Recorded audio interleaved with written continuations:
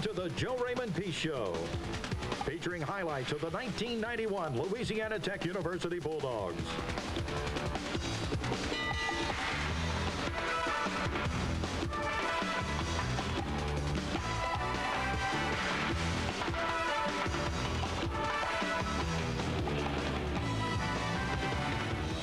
The Houston Astrodome, the site for the Louisiana Tech University Bulldogs 1991 season opener. Hello everyone, I'm Dave Nitz. Welcome to another year of exciting Louisiana Tech football on the Joe Raymond Peace Show. You know, this should be a great season for the Bulldogs, and I hope you'll join us each week for highlights. Now this week, the Dogs face one of the toughest tasks of the year, how to stop the Houston Cougars, the run-and-shoot offense led by Heisman Trophy candidate David Klingler. Early on, the Louisiana Tech Bulldog defense really stopped David Klingler and the Houston run-and-shoot offense, and it was Chris Bonio had hit a 42-yard field goal that gave the Bulldogs an early 3-0 lead. Houston came back to tie it on a field goal, and that made the score 3-3 at the end of the first quarter. But then Klingler went to work. He set an NCAA record. He threw 6 touchdown passes in the second quarter as Houston went on to a big lead at halftime. Also this week, we'll have a feature on the importance of spring drills. But first, we'll be right back to talk with head coach Joe Raymond Peace about the first half against the Houston Cougars at the Astrodome.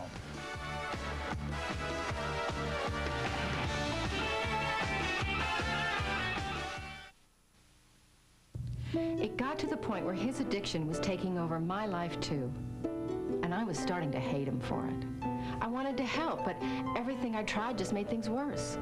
I needed somebody to help me. And Doctors Hospital did. They helped me get him into a treatment program that's going to work. Now he's in there getting well, and I'm out here putting my life back together too. Doctors Hospital.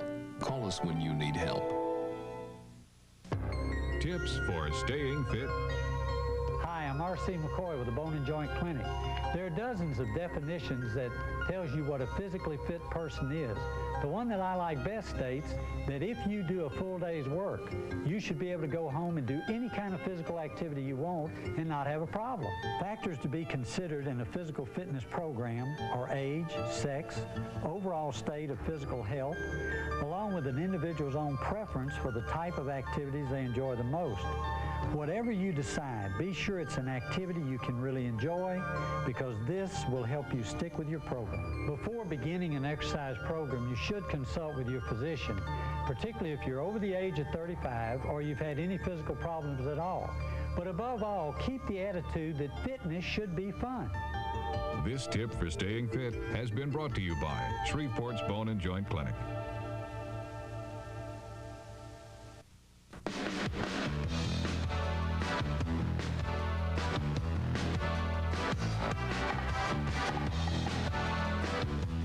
The Joe Raymond Peace Show is brought to you by the Bone and Joint Clinic, Piermont, Texaco, Doctors Hospital, and your Shreveport-Bossier, New York Life agent, Scott McGuire.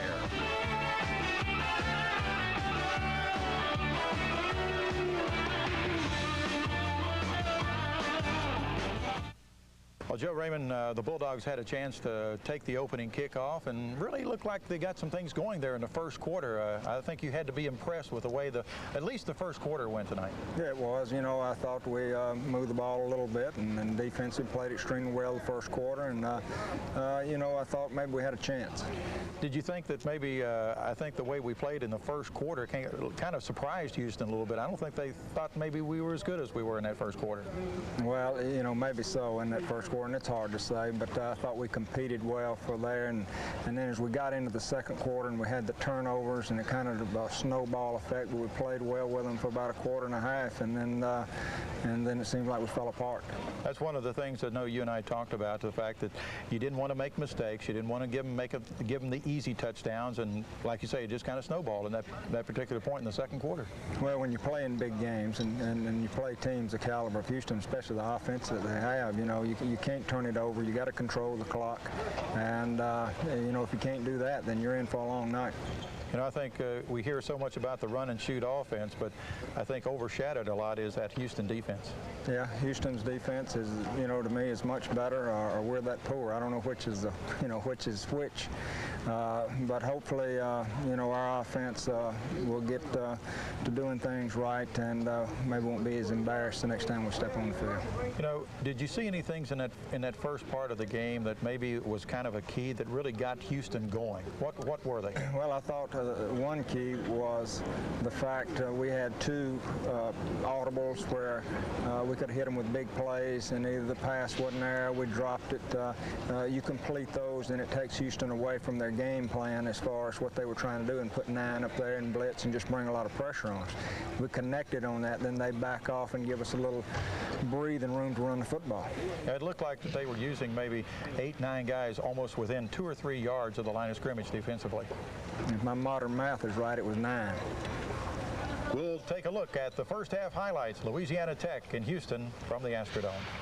Over 30,000 fans were in the Dome for the season opener between the Dogs and the Cougars, with more than 2,000 Tech faithful on hand.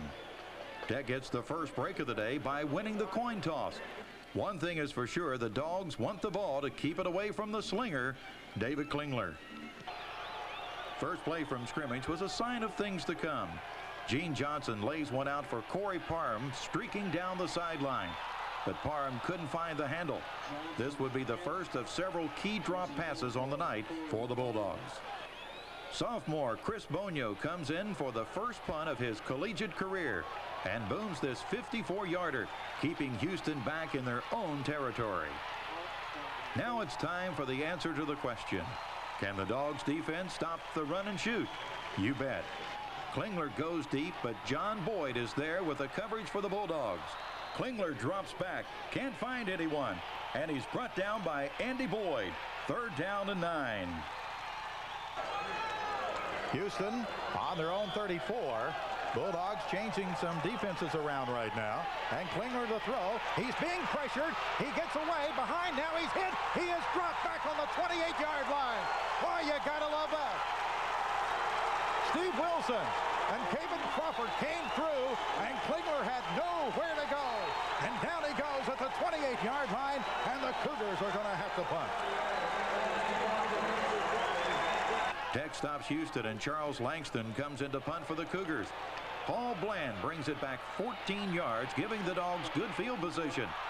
2 incomplete passes, however, set up this 3rd down situation. Tech out of the shotgun, and Johnson looking to throw. Throws on his receiver and caught his Kennedy. 40, 45, 50. 45 and out of bounds at the Houston 41-yard line. Darren Woods, the free safety, finally ran Gerald Kennedy down from behind. And Zero Kennedy was probably about his 3rd receiver that he wanted to throw to. 2 plays later, Gene Johnson and the Tech offense is faced with another 3rd and 10 situation. Now Tech in a shotgun set. Here comes the blitz. Here comes the play, the draw to Davis. He's at the 35, 30, 25, still on his feet, and finally out of bounds at the 20-yard line. Jason Davis on the delayed draw carries it all the way down to the 20-yard line. First down for the Dogs. And Daniel Johnson, the sophomore, strong safety from Amarillo, Texas, was the one that finally brought him down from behind. Gene Johnson reads the blitz and throws one over the shoulder of Gerald Kennedy, who can't find it in the end zone. It's up to Chris Bonio to put some points on the board for the Bulldogs. So this will be a 42-yard field goal attempt. Almost straight on by the sophomore, Chris Bonio. The snap low, the kick is up, it's on the way, and it is good. He got it through, and the Dogs have taken the lead. With 7:53 remaining in the first quarter, a 42-yard field goal by Chris Bonio. Louisiana Tech 3, Houston nothing. Houston takes over on their own 10-yard line. On first down, Tommy Guy runs into Herman Petit. Klingler hits Fred Gilbert on a swing pass, and Cedric Singleton was there to bring him down for a gain of only 2 yards. 3rd down and 10. Klingler comes to the line, and for the 2nd time in the quarter, can't figure out the Dogs' defense and has to use Houston's 2nd timeout. That didn't help much, as Klingler's pass to Tracy Good was incomplete, and the Cougars have to punt. Next series for Houston, Klingler goes to the end zone for John Brown III, but Cedric Singleton comes up with a nice defensive play to deny the Cougars of a touchdown. 3rd and 15, Klingler looks for Fred Gilbert, but Gilbert hears footsteps and can't handle the pass. So Roman Anderson comes in to boot this 33-yard field goal to tie the score at 3-3. The Cougars forced the Dogs' hand by putting 9 players on the line of scrimmage. This took away the Tech ground game, putting pressure on the Bulldogs' young receiving corps. And the strategy worked as Gene Johnson completed only 2 passes out of 10 attempts in the first quarter. Penalties also hurt the Dogs. 4 major penalties set up Houston's first touchdown of the night. 2 Tech turnovers lead to 2 more Cougar touchdowns, and Tech found out the hard way why David Klingler is the top candidate for the Heisman Trophy. Klingler led the Cougars to 6 touchdowns out of 7 possessions in the second quarter.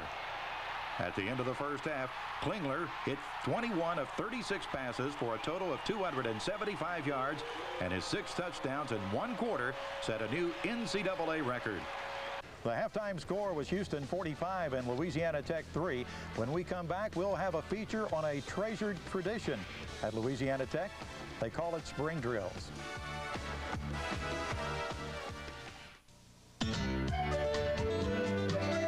As cars get older, they may need higher and higher octane, or they can't perform like they used to. But there is a gasoline specially formulated to control this higher octane need while providing the highest level of engine cleanliness. Texaco System 3. You get great performance in every octane grade. Still think all gasolines are the same?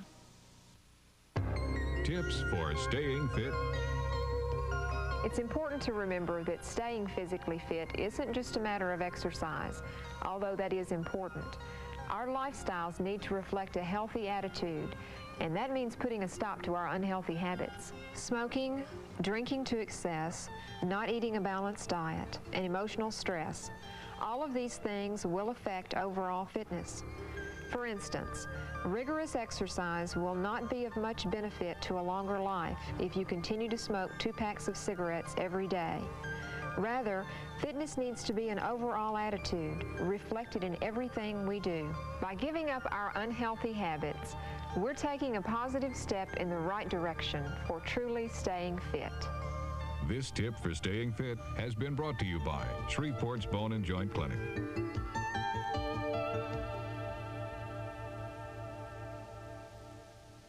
My husband was sick. He admitted that. He just couldn't take the idea of treatment because he was scared. Scared of what they would do to him, of what his friends would think if they knew he was in one of those treatment centers.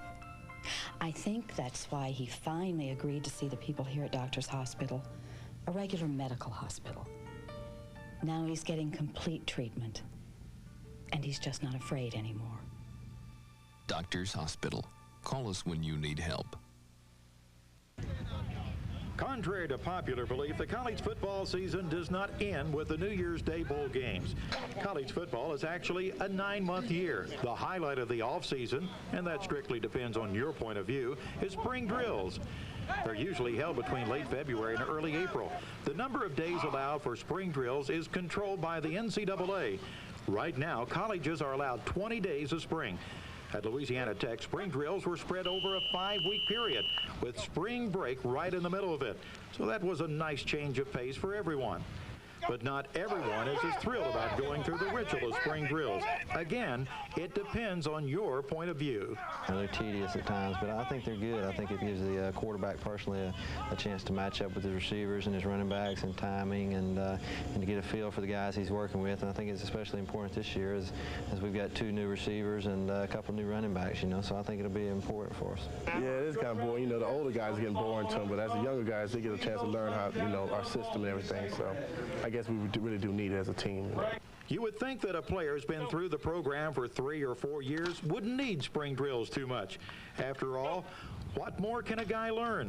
but each person has to take spring drills for what he can personally get out of it, such as to improve on where you left off last year during the season and everything. That's what everybody try to improve on. I just want to improve each day and just get better and work on some things that I'm lacking on out there, and just improve and hopefully move up the charts. I know I won't. You know, I'm not being handed down anything. I have to work hard. We got a lot of talented receivers out there, so I'm having to work a lot harder, you know, just to, you know, catch up with everybody.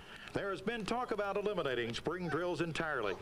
And at first thought, most players would be thrilled at the prospect of not having to deal with it. But deep down, they realize that for a Division I program to stay competitive, spring drills are necessary. Well, I wouldn't mind, you know. But it would be a good idea for the younger guys, so that you won't really give them a chance to, you know, to show their skills yet. But as for older guys, it wouldn't bother me too much. But I think it would be detrimental to the college football programs around this nation, because, you know, it gives the opportunity for guys to come in out of high school and after being in school for 6 months, step out, you know, and be able to play a little bit and try to work their way up the depth chart, and it gives a chance for the junior college transfers to come in and try to make some immediate impact. The spring drills are most important for younger guys and for JUCO transfers, junior college transfers. And as far as being an experienced senior, you know, I don't think it benefits perhaps us as much as it would some younger guys.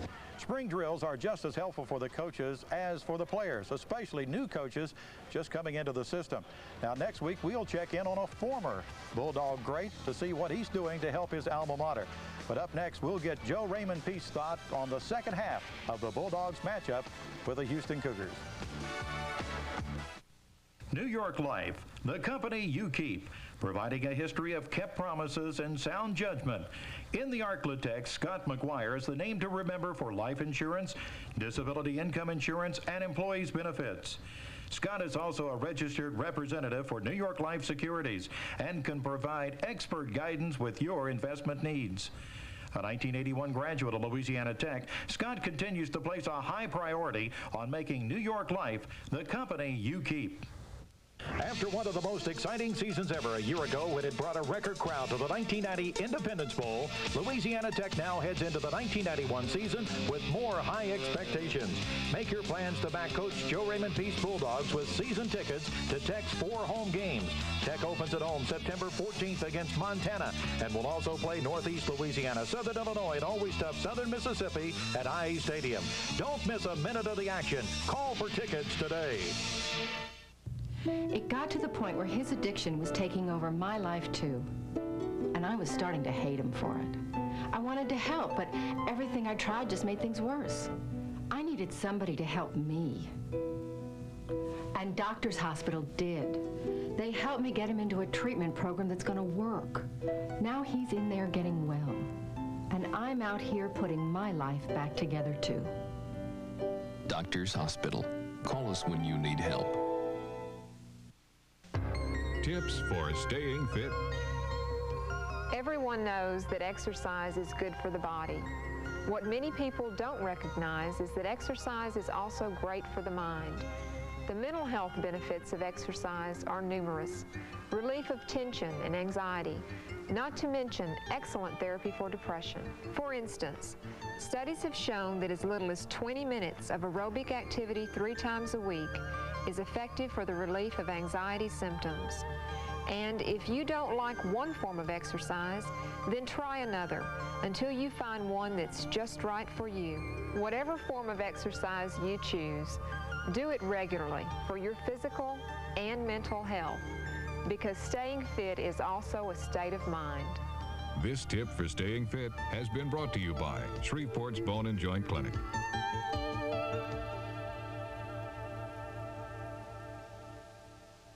Well, Joe Raymond, things, of course, didn't get a whole lot better in the second half, but, you know, you look back at this game, the run-and-shoot offense that Houston has is really an exciting, fan-appropriated type game, isn't it? I'm sure it is for the fan. It certainly wasn't for me, I'm going to tell you what. But they know what they're doing. They're talented, and they got one of the finest quarterbacks, like I say, that may have played the game, and we sure made him look that way, and he is a great quarterback. But the run-and-shoot offense is, if you can't control the ball, then it's going to put points on the board, and they're going to be productive.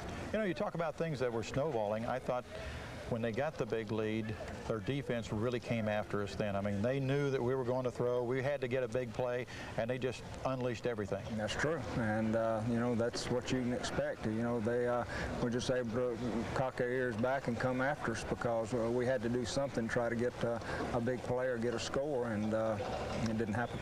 You know, I thought Jason Davis ran hard a couple of times, got some big gains, was able to break a couple of plays, especially in the second half. I think he had a 24, 25-yard run, and that's some appetizing things to look at least. No, JD's a good back, and I think that as the season goes on, he'll be very productive for us and give us what we saw last year. Probably the defensive backs will never see any more this year. I know you hope so. Hope not. An offense like this, the way they had to defend here tonight. I'm telling you, if they do, I don't want to be there, you know. But, you know, hopefully it's a learning experience. And regardless, we knew they were going to get some points and they were going to move the football. But our secondary, they'll respond and recover. And, you know, I thought we played well the first half, even some spots during the third quarter. But, you know, they were on the field too much. I mean, offensively, you've got to control the ball and make some plays and keep them off of there. You know, this is the type of game that you just have to really forget about. As you told me earlier, that you don't put all of your eggs in one basket, win or lose. You still have 10 games remaining, and the season is just starting. So there's a lot of good things that can happen before this 91 season is over. What happened? It's over. You know, that's we'll put that behind us. I don't even care to look at the film, and probably won't. Just throw it away and pick up our pieces and go from there and start the season over again. Let's take a look at highlights of the second half, Louisiana Tech and the Houston Cougars.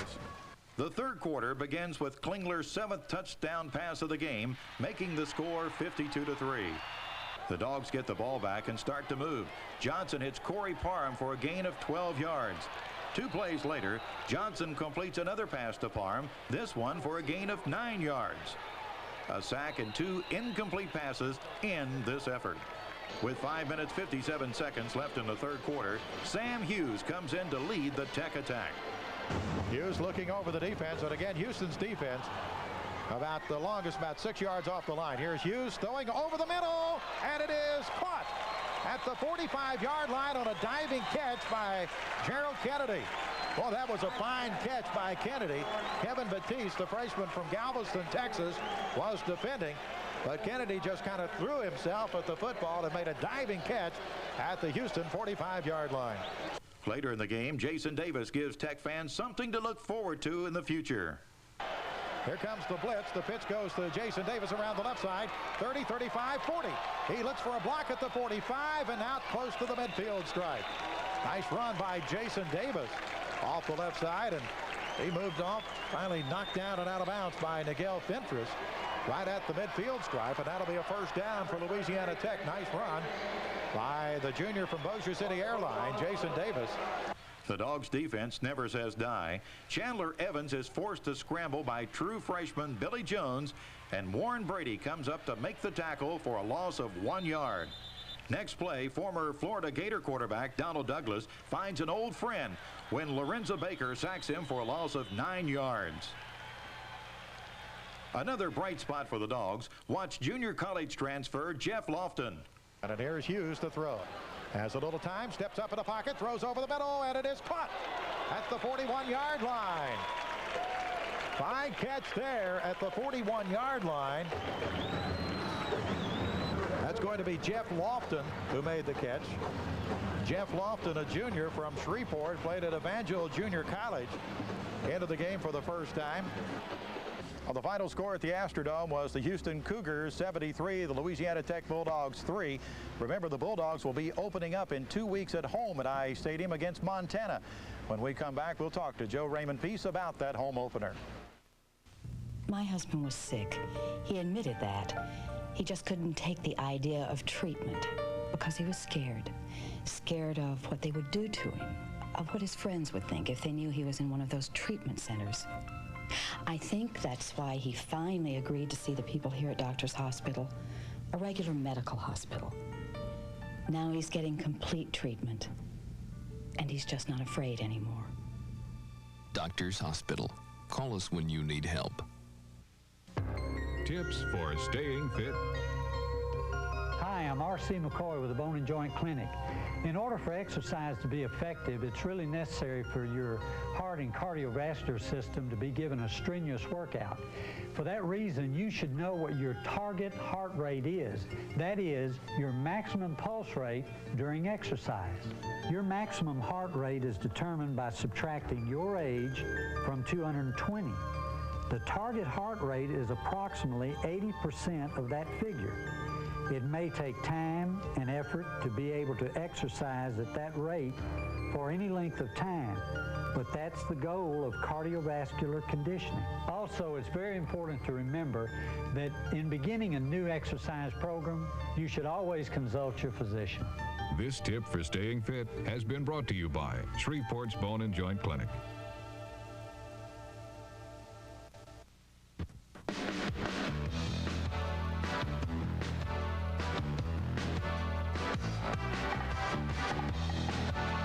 The Joe Raymond P. Show has been brought to you by the Bone and Joint Clinic, Piermont, Texaco, Doctors Hospital, and your Shreveport-Bossier, New York Life agent, Scott McGuire.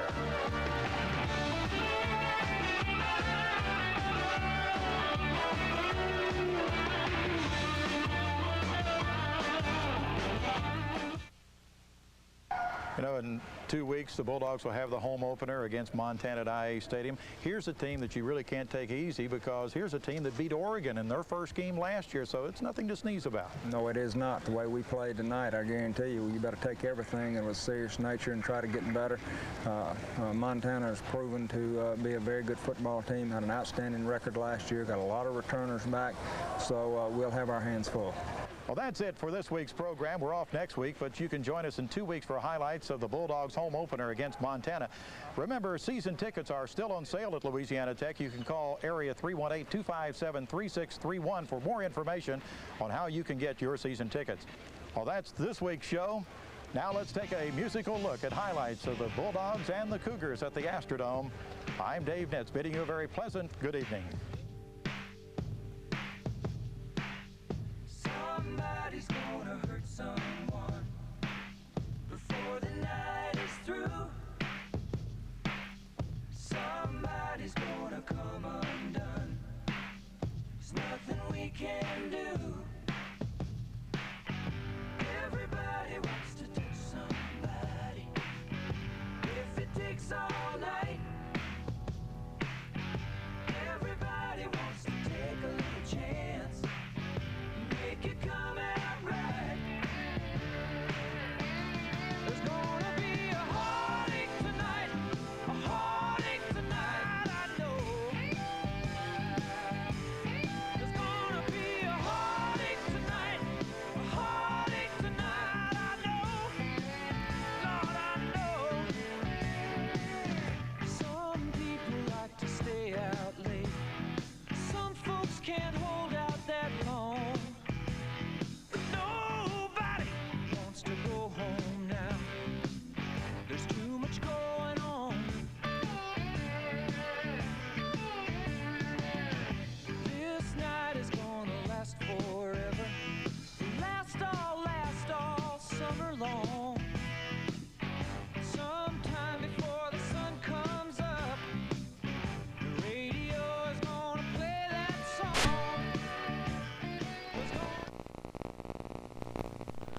You plan to use the running game, I think, from the get-go. We were. We wanted to run the football. We wanted to establish that early, and throughout the game plan, that was the plan to take it and control it and run the football and get better at that. The Bulldogs had a lead at halftime. Let's take a look at the first half highlights of Louisiana Tech and Montana in the home opener at IA Stadium. A very hot and humid day at IA Stadium for the Bulldogs home opener. The big question, how would Montana survive the muggy Louisiana climate? Montana won the coin toss but deferred their choice to the second half, so the Dogs take the ball. Opening drive, and it's the Jason Davis show. Davis for 8 yards. Davis up the middle for 6 more. Davis over the right side for a gain of 11. The drive stalls at the Montana 30-yard line, and the Dogs come up empty-handed as Chris Bonio misses this 47-yard field goal attempt.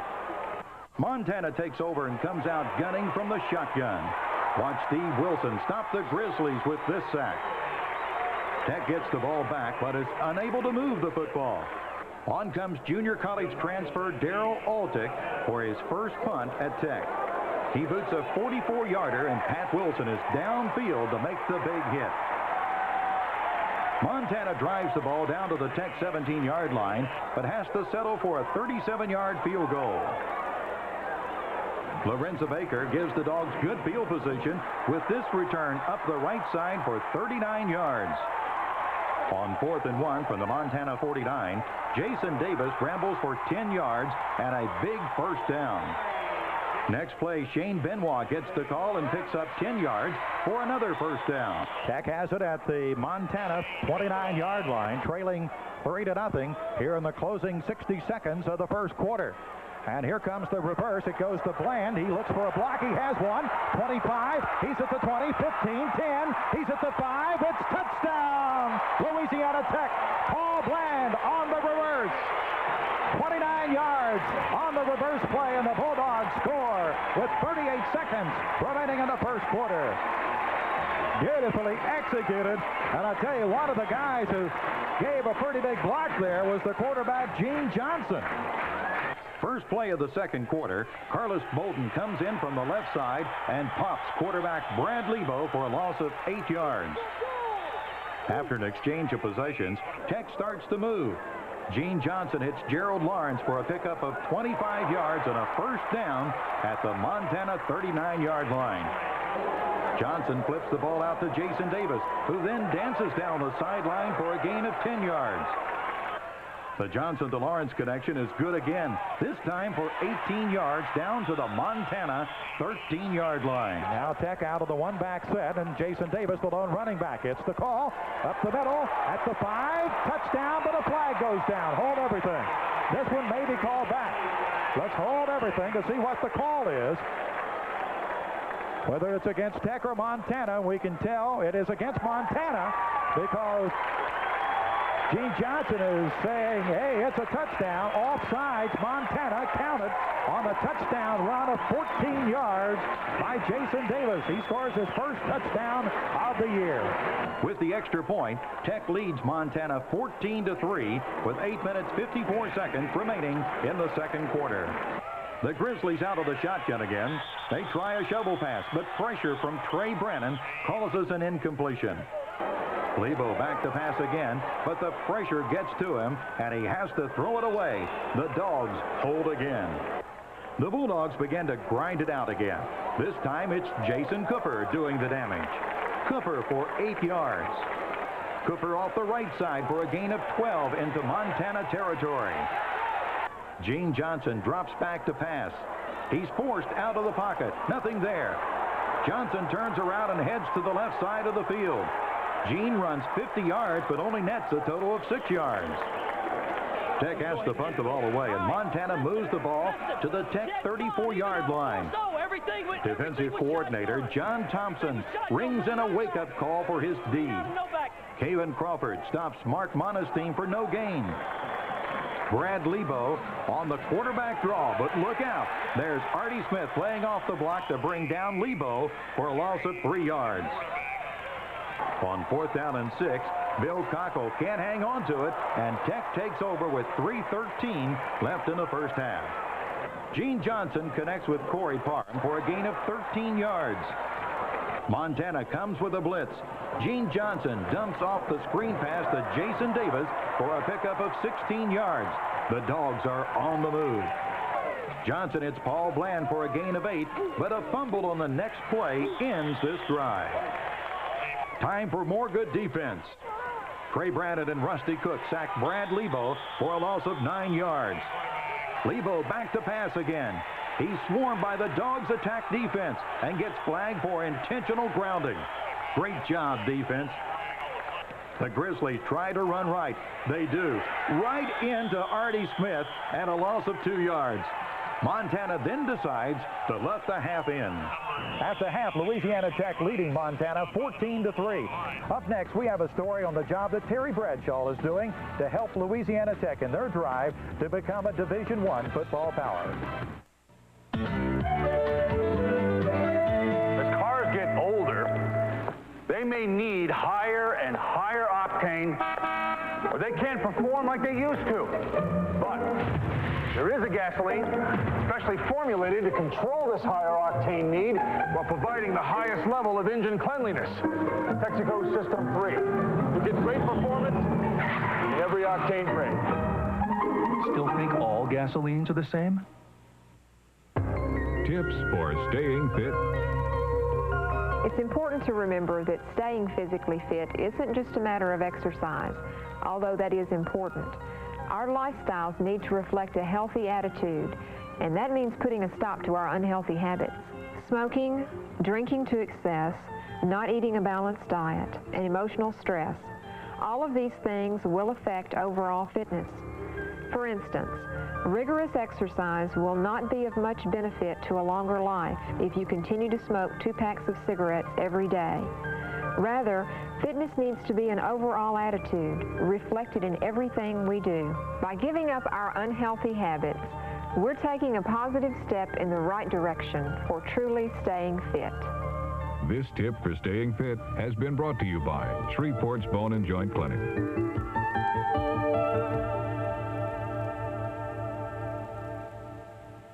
My husband was sick. He admitted that. He just couldn't take the idea of treatment because he was scared. Scared of what they would do to him, of what his friends would think if they knew he was in one of those treatment centers. I think that's why he finally agreed to see the people here at Doctor's Hospital, a regular medical hospital. Now he's getting complete treatment, and he's just not afraid anymore. Doctor's Hospital. Call us when you need help. Terry Bradshaw, just being Terry Bradshaw, has done a lot for his alma mater, Louisiana Tech, but he wants to do more. This past June, Bradshaw sponsored a golf tournament in Shreveport. It's the 3rd year that he's done it, and the whole purpose is to get friends and alums together in an informal atmosphere, raise money for the school, and get people interested in tech. It feels good to help out. I'm so proud of what my school is doing in all athletics. Academically, it's always been ranked one of the top engineering schools in the world. Since I've graduated in '70 and saw women's sports come on board, I've seen our men's basketball be raised to a new level that I never imagined. I'm extremely proud of what our school has done. And the school's done a lot. Enrollment is up. The typical entering freshman's grade point average is higher than ever, and there's a new awareness around the state regarding Louisiana Tech. Football-wise, improvements have been staggering. The Bulldogs have won 13 games and played in a bowl game after only 2 years in Division 1A. The Dogs have played in such football hotbeds as Florida, Texas A&M, and Auburn. Respect for the program is soaring, and Bradshaw loves it.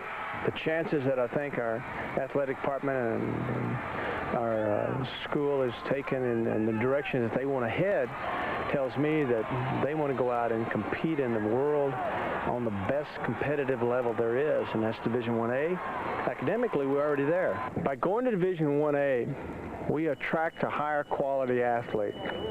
Instead of having 1 or 2 guys that are really super, now we got a chance to get 10, 15. The Maryland tie is going to have, it's got a big carryover factor.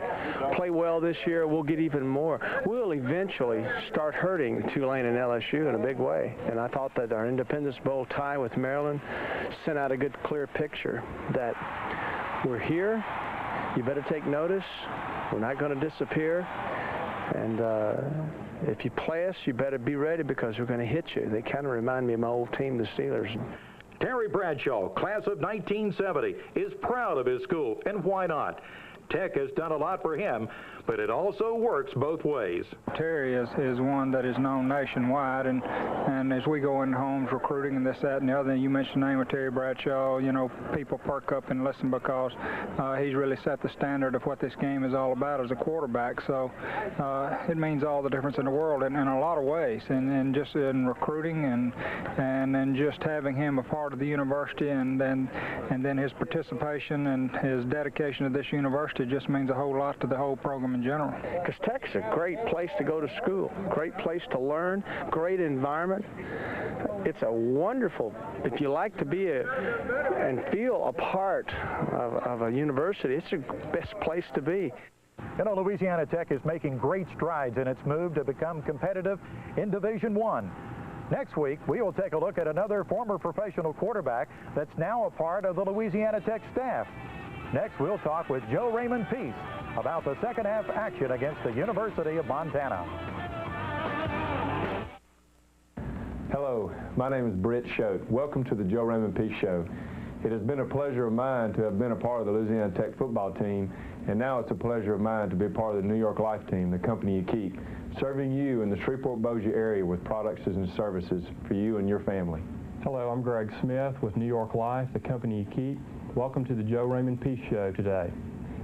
New York Life, the company you keep, is proud to be a part of Louisiana Tech University. New York Life, here for you today and for tomorrow.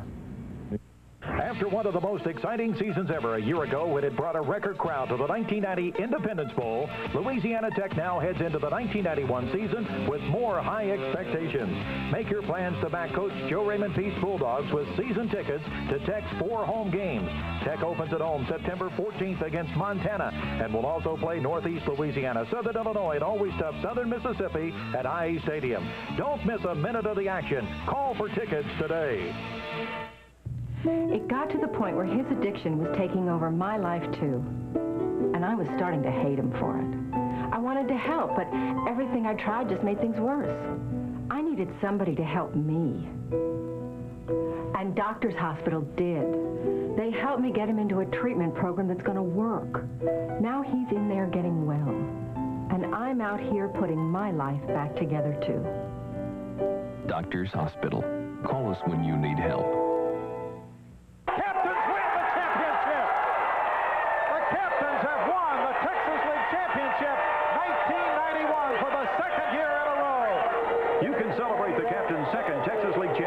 With a back-to-back T-shirt. To get your shirt, call 1-800-326-2296. In Shreveport, call 636-5555 or send $15 plus $3.50 for shipping and handling to Shreveport Captains, 2901 Pershing Boulevard, Shreveport, Louisiana, 71109.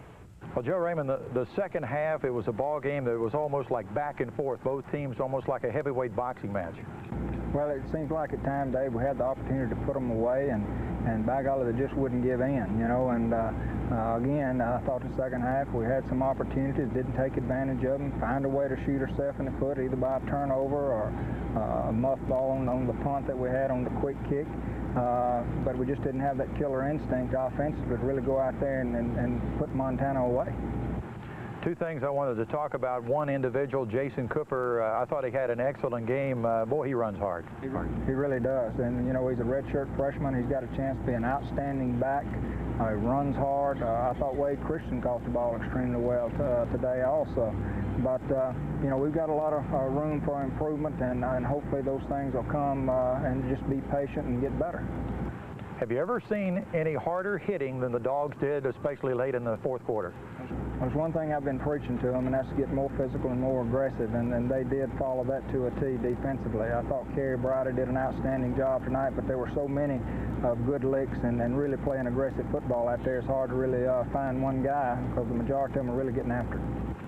Well, the Bulldogs, a home opening victory over Montana. Let's take a look at highlights of the second half. Montana has the ball to start the second half. The Grizzlies drive down to the Tech 2-yard line and are faced with this third down situation. Lebo rolls to the left, looks, throws over the middle, intercepted in the end zone. Lorenzo Baker intercepting. That is the first interception of the year for the Dogs. You gotta love that. And a big pressure play for the Bulldogs. Dogs take over at their own 20-yard line. Jason Davis goes up the middle for 5 yards. Davis once again up the middle for 6 yards. After a holding penalty, Gene Johnson finds Corey Farm for a gain of 13 yards. 3rd and 6, Johnson connects with tight end Wade Christensen for 9 yards and a big first down to keep the drive alive. Gene Johnson takes the snap, gives it inside, handoff, battling away is Cooper. He's at the 40, 35, 30, 25, 20, 15, and down to the 12-yard line. Jason Cooper.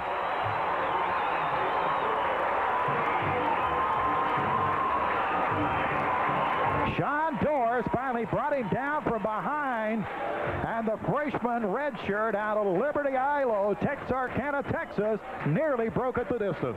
After that 44-yard run, Davis runs left for a gain of 4, setting up this play. Johnson may be calling it audibles. He looks over the defense. Takes the snap, rolls, looks the throw, throws toward the end zone. Touchdown, Dogs! Bland making an over-the-head catch in the end zone for the touchdown. You gotta love it. That 8-play, 80-yard drive gave the Dogs a 21-3 lead early in the third quarter. After an exchange of possessions, Montana gets into the end zone and then adds a 2-point conversion, making the score 21-11. Tech was unable to move, but watch this performance by the punting team. Aldick is a junior college transfer from Pomona, Kansas, played at Fort Scott, Kansas. Here's the snap, the kick away, just got it away, but he booms one out. Going backpedaling all the way to the 10 and trying to find some running room and out to about the 9, and that's it. Oh, my goodness, what a punt.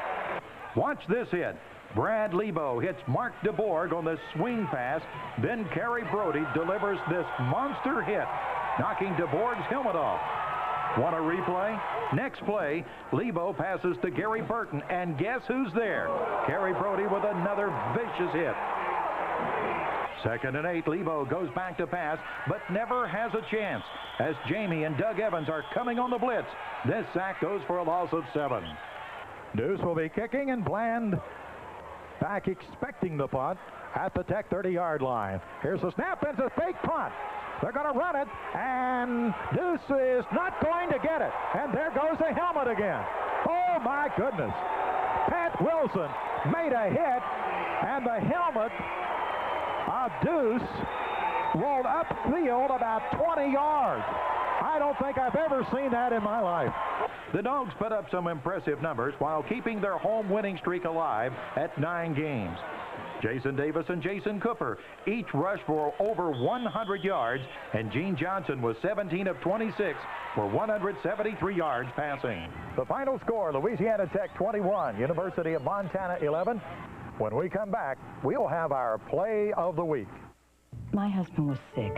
He admitted that. He just couldn't take the idea of treatment because he was scared. Scared of what they would do to him, of what his friends would think if they knew he was in one of those treatment centers. I think that's why he finally agreed to see the people here at Doctor's Hospital, a regular medical hospital.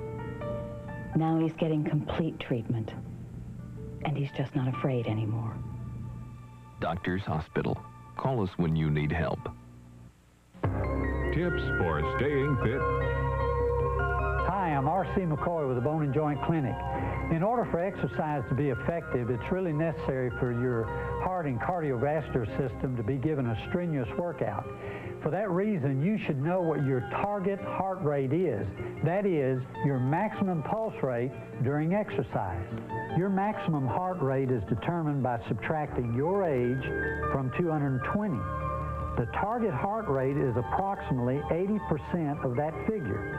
It may take time and effort to be able to exercise at that rate for any length of time, but that's the goal of cardiovascular conditioning. Also, it's very important to remember that in beginning a new exercise program, you should always consult your physician. This tip for staying fit has been brought to you by Shreveport's Bone and Joint Clinic.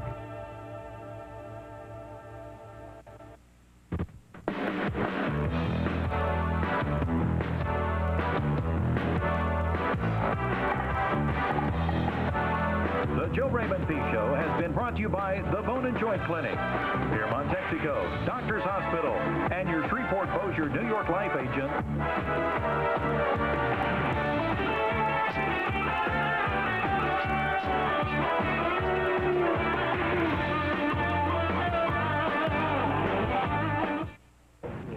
Well, this week's play of the week, not really just one play, but several plays.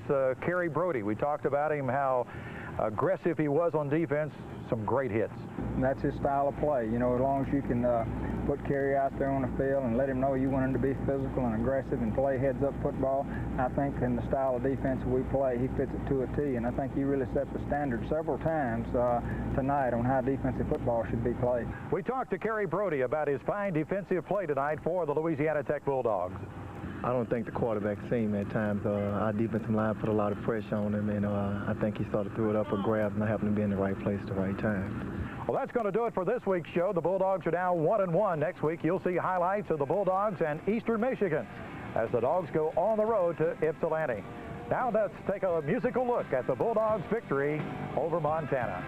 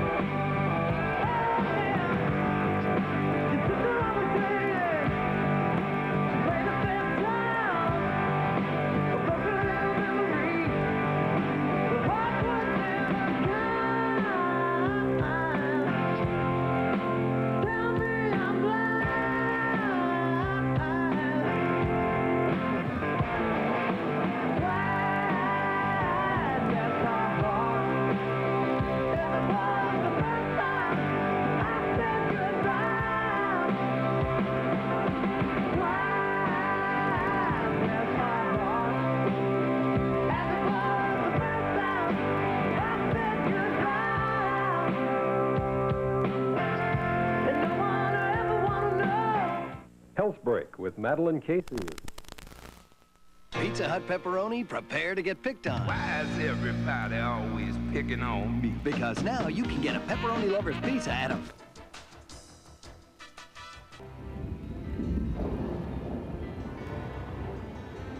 This couldn't leave well enough alone.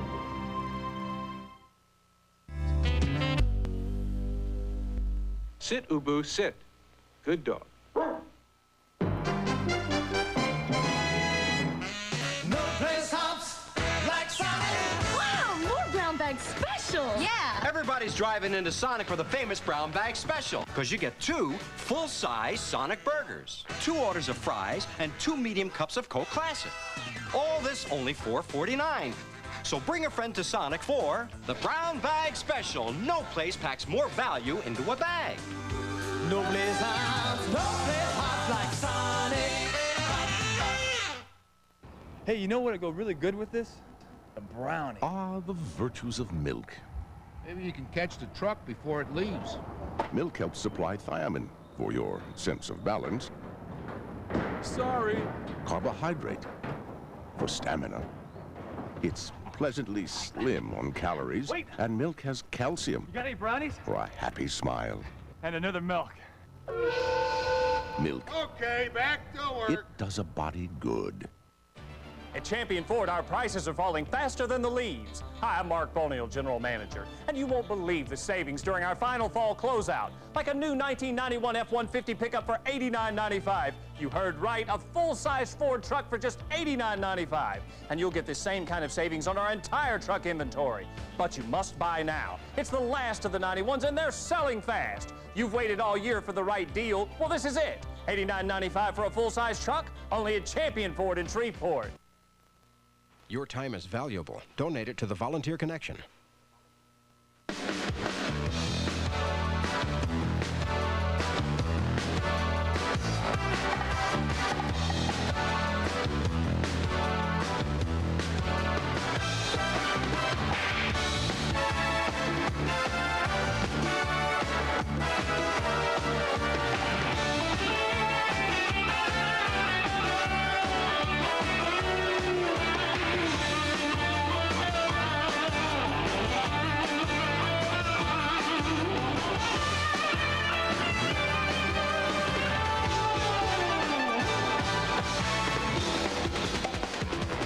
Welcome to the Joe Raymond Peace Show, featuring highlights of the 1991 Louisiana Tech University Bulldogs.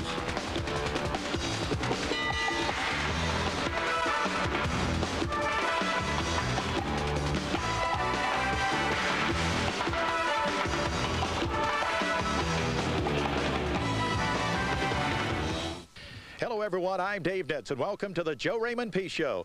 Well, tonight, the Louisiana Tech Bulldogs and the Eagles of Eastern Michigan University will meet here at Rynerson Stadium in Ypsilanti. I guess the big question is, how will the change in travel schedule affect the Bulldogs' play?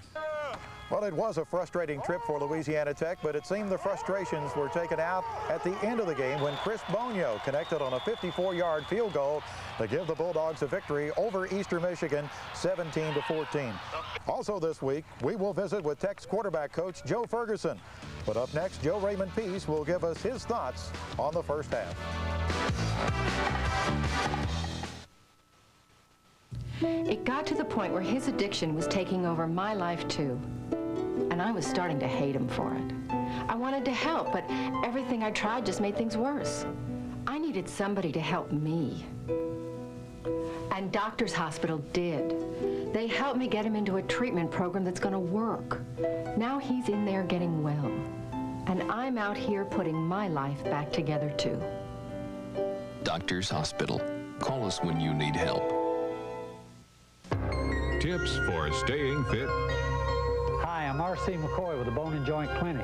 There are dozens of definitions that tells you what a physically fit person is. The one that I like best states that if you do a full day's work, you should be able to go home and do any kind of physical activity you want and not have a problem. Factors to be considered in a physical fitness program are age, sex, overall state of physical health, along with an individual's own preference for the type of activities they enjoy the most. Whatever you decide, be sure it's an activity you can really enjoy, because this will help you stick with your program. Before beginning an exercise program, you should consult with your physician, particularly if you're over the age of 35 or you've had any physical problems at all. But above all, keep the attitude that fitness should be fun. This tip for staying fit has been brought to you by Shreveport's Bone and Joint Clinic.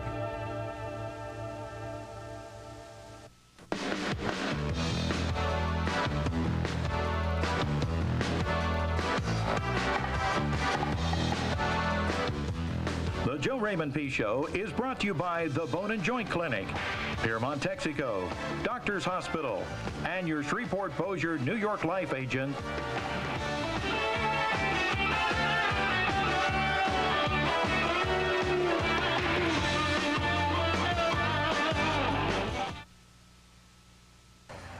Well, here at Rynerson Stadium in Ypsilanti, Michigan, Louisiana Tech and Eastern Michigan, and Joe Raymond, we talked about before the game whether you would take the football or kick off.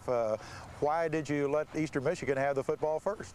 Well, we went in there to defer. We have a lot of confidence in the defense, and maybe every which way it happened, we felt good about it, whether if they won the toss, you know, to let them defer or whatever they do. But we just felt good about the defense, so defer, and that's what we decided Monday. You know, it looked like both teams, the first time they had their hands on the football, were able to score 7-7 the game early, and it seemed like it was just a heavyweight boxing match out there. Well, you know, they moved down and scored extremely quick, and as soon as we got the ball, we moved down and scored with ease, and then from that point on, it was a struggle all night. You know, we had opportunities again, Dave, in the first half with some field position to put some points on the board, but we wasn't able to do that, and we've got to be able to take advantage of that. You know, it appeared to me that really penalties, as your old saying, you shot yourself in the foot really a lot in that first half. Well, we did, and you know, the penalties hurt us a little bit there, and of course I don't know how many turnovers, but we had a couple of turnovers, but we really set ourselves up to put some points on the board, and a good offensive football team, which I think we'll turn into, especially in the last few minutes of this game, certainly should let them know what we can do. I want to ask you, how was the adversity? How did that affect this ball club, you think?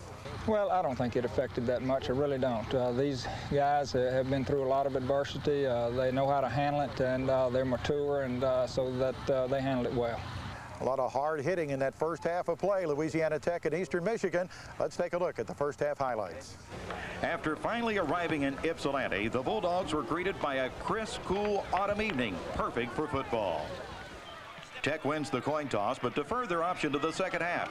That put the Dogs' defense to work early. First play from scrimmage, Ed Wabarocha was greeted by Caven Crawford and a host of Bulldogs for no gain. A couple of plays later, Kwame McKinnon drops back to pass and never sees a blitzing Lorenzo Baker. Baker blindsides McKinnon for a loss of 6 yards. Eastern Michigan runs the option, but no choices here. Pat Wilson and Artie Smith are there to bring down Cameron Moss for a loss of 3 yards. The Eagles did manage to get on the scoreboard first with this 28-yard touchdown pass from McKinnon to Brian Waldron. The Eagles led 7-0. Come on, no! Let's go! Get it out, Bo! And the offense does strike back. On 3rd and 9 from the Tech 37, Gene Johnson finds Paul Bland for a 15-yard reception. Another third down situation, and Johnson completes this pass to Corey Parham for a gain of 15 yards and first down at the Eastern Michigan 16-yard line. Kennedy comes in motion, and Johnson rolls to the right looking to throw, throwing, and it is complete for a touchdown. Just inside the goal line, making the catch was Shane Benoit. Coming out of the backfield. A lot of white jerseys down here in that corner had to wait and see, but Benoit is the one that made the catch coming out of the backfield. Early in the second quarter, the Eagles move into Tech territory. On 2nd and 6 from the 31, Pat Wilson and Warren Brady sack McKinnon once again, setting Eastern Michigan back 9 yards. Next play, the Bulldogs hold when Doug Evans steps up and stops the screen pass to Cameron Moss. The Eagles have to punt. Tech was unable to move and was faced with 4th and 7 from the Tech 41. Waldron is the up man, waiting on Altick's kick. His last punt of 28 yards again. He will be punting it. No, they fake it. And here is the handoff on the direct snap, and it's going to be a first down for Louisiana Tech. The fake punt was taken by Bolton. First down, Bulldogs. An interception halts that drive. Time for the defense to do their thing. Shannon Cornelius comes in strong and sacks the Eagles quarterback for the 3rd time in the first half. And back to throw as McKinnon quickly throws, and it is intercepted by the Bulldogs, and intercepting the football is Jamie Evans. Evans back to the 15 and all the way to the 10-yard line. Tech was unable to put the ball into the end zone. Chris Bonio just missed this 40-yard field goal attempt. With 1 minute 26 seconds left in the first half, the Bulldogs get the ball on their own 8-yard line. 3rd and 6, Shane Benoit takes the pitch and rumbles upfield for a gain of 27 yards. Gene Johnson finds Corey Parham across the middle for a pickup of 8 yards.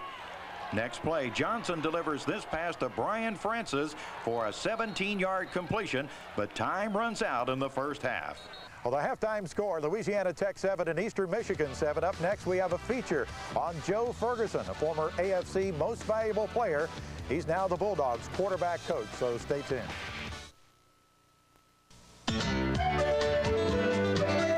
As cars get older, they may need higher and higher octane, or they can't perform like they used to.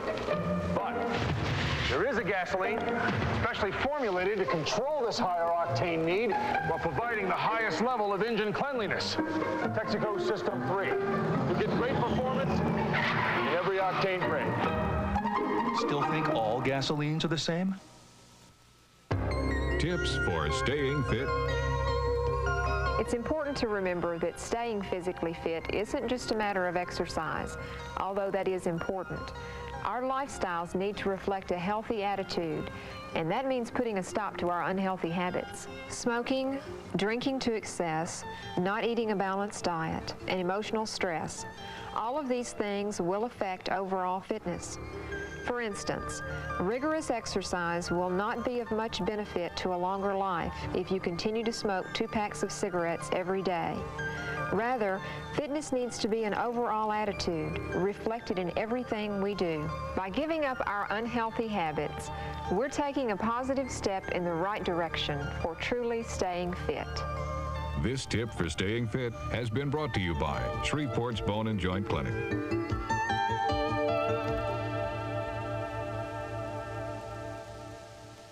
My husband was sick.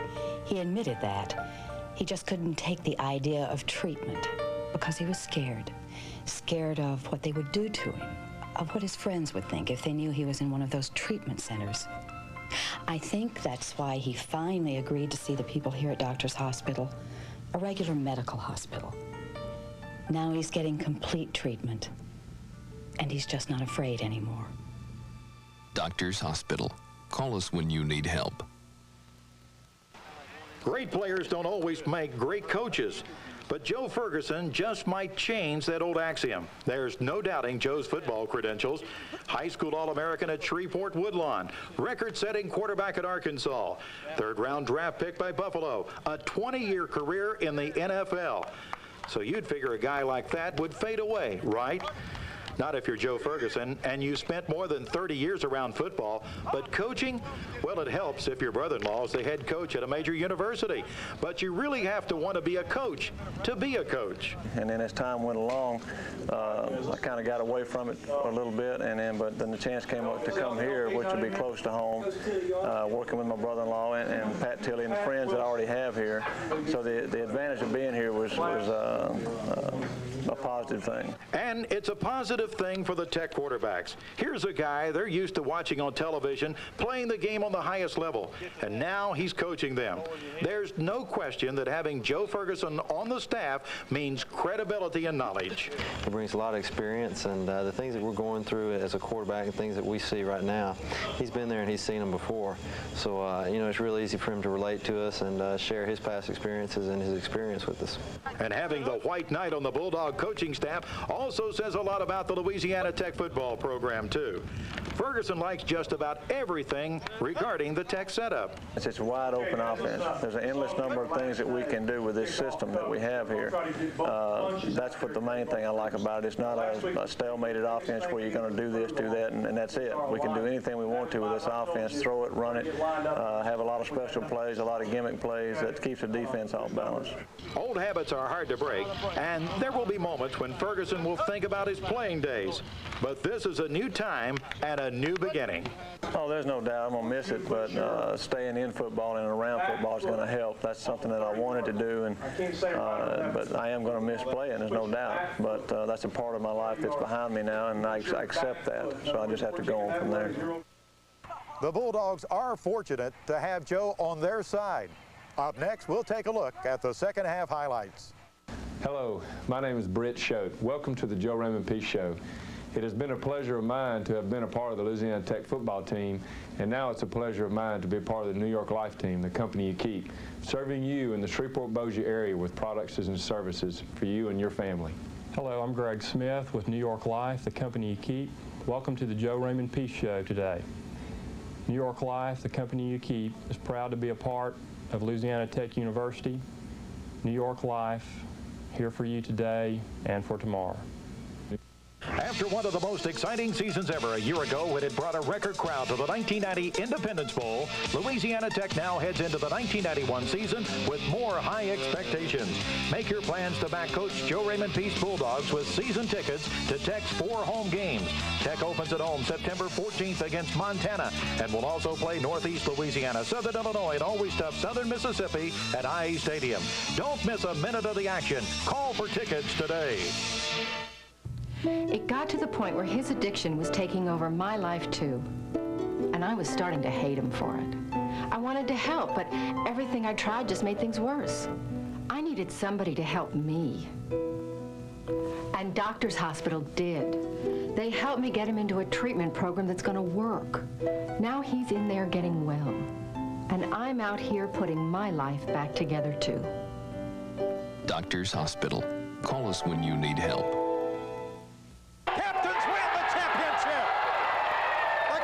Bulldogs have won the Texas League Championship 1991 for the second year in a row. You can celebrate the captain's second Texas League Championship with a back-to-back t-shirt. To get your shirt, call 1-800-326-2296. In Shreveport, call 636-5555 or send $15 plus $3.50 for shipping and handling to Shreveport Captains, 2901 Pershing Boulevard, Shreveport, Louisiana, 71109. Well, Joe Raymond, the second half, of course, you got the football back and started things going. It looked like offense really started to take control, and Jason Cooper started to run like he did against last week against Montana. He really did. He ran well. I thought we had some holes in there, and the offensive line seemed like they took charge, like the first half, of getting out there the first possession and really moving the football and doing some real good things as far as execution. You took the lead 14-7, and I thought one of the keys was their return on the kickoff. That kind of got the momentum back on their side, didn't it? It did. You know, I felt good with the 14-7, especially the way our defense was playing.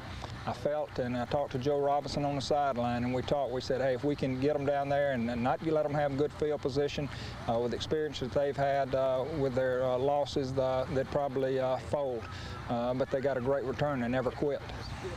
Let's talk about right at the end of the game. You had it first down on your own 15-yard line. How far did you feel like you had to get it down the field to get it in Chris's hands?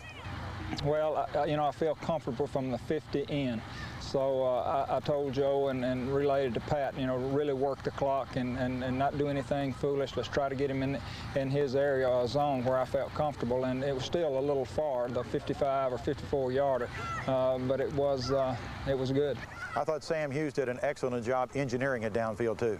Sam did. Sam just did a marvelous job. Of course, he had one dropped. There was a pretty good lick on Gerald Lawrence, but Sam showed a lot of maturity and a lot of confidence and a lot of poise out there for a quarterback with a little playing time. It was an exciting victory for Louisiana Tech, 17-14 over Eastern Michigan. Let's take a look at those second half highlights. Tech starts out the second half with a big run by Jason Cooper. Cooper goes over the right side for a gain of 23 yards. On 3rd and 3, Cooper goes left for a gain of 8 yards and a first down. The Dogs were doing it on 3rd down. This time 3rd and 11, and the Gene Johnson to Corey Parham connection is good for 13 yards and another first down. Another turnover sidetracked the Dogs, giving the Eagles the ball in great field position. Time for the defense to stand tall.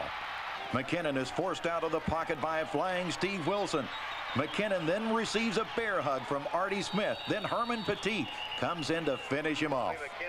Next play, Artie's in on the action again. This time with a little help from Doug Evans and Myron Baker, who all nail Ed Wabarocha in the backfield for a loss of 2 yards. Next series for the Eagles, and the defensive front takes charge. Rusty Cook, Shannon Cornelius, and Myron Baker surround running back Cameron Moss and drop him for a loss of 3 yards. Tech is showing blitz.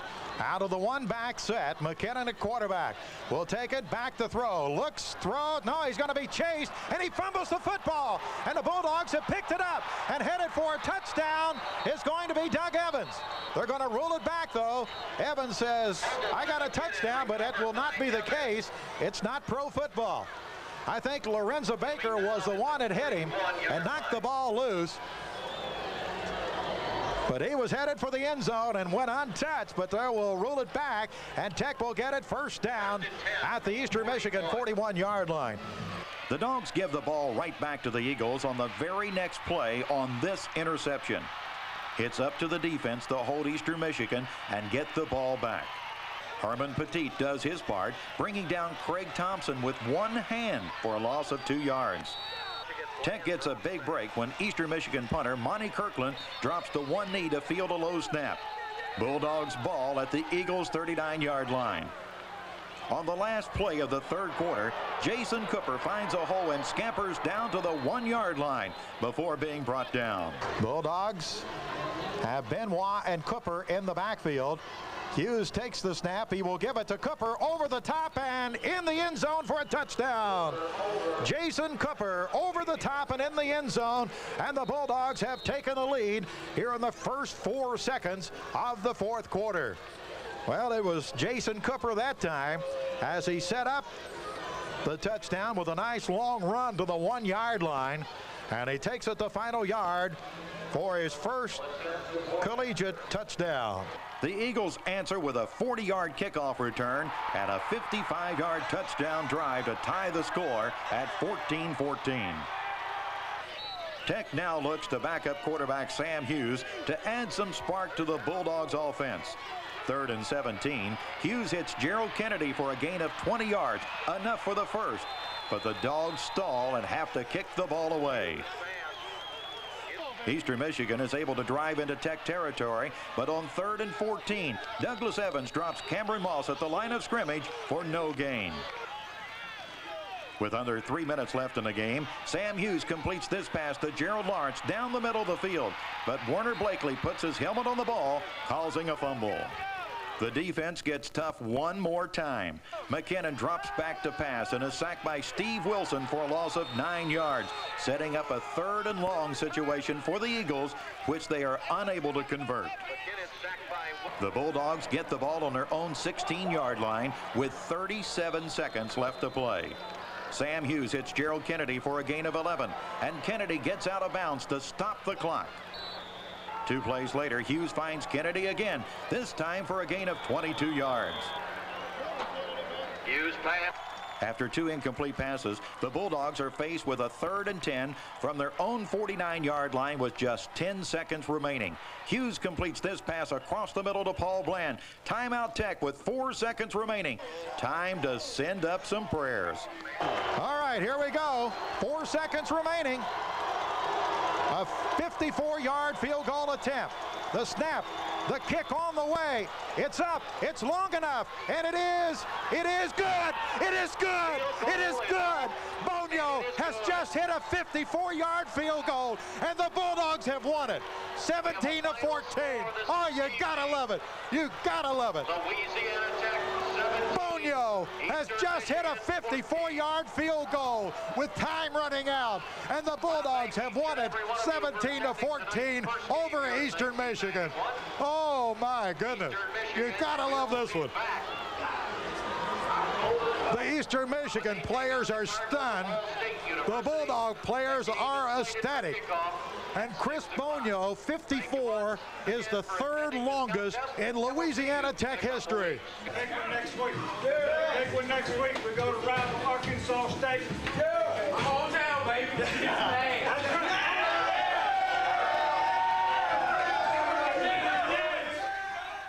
Well, the final score, Louisiana Tech beating Eastern Michigan 17-14. When we come back, we'll take a look at the play of the week. My husband was sick. He admitted that. He just couldn't take the idea of treatment because he was scared. Scared of what they would do to him, of what his friends would think if they knew he was in one of those treatment centers. I think that's why he finally agreed to see the people here at Doctor's Hospital, a regular medical hospital. Now he's getting complete treatment, and he's just not afraid anymore. Doctor's Hospital. Call us when you need help. Tips for staying fit. Hi, I'm R.C. McCoy with the Bone and Joint Clinic. In order for exercise to be effective, it's really necessary for your heart and cardiovascular system to be given a strenuous workout. For that reason, you should know what your target heart rate is. That is, your maximum pulse rate during exercise. Your maximum heart rate is determined by subtracting your age from 220. The target heart rate is approximately 80% of that figure.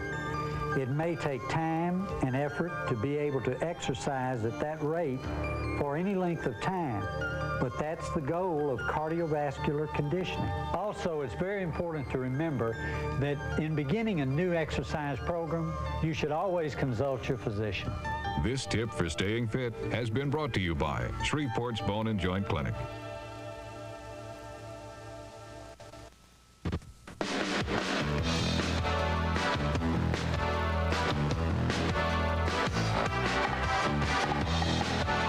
The Joe Raymond Peace Show has been brought to you by the Bone and Joint Clinic, Piermont, Texaco, Doctor's Hospital, and your Shreveport-Bossier, New York Life agent.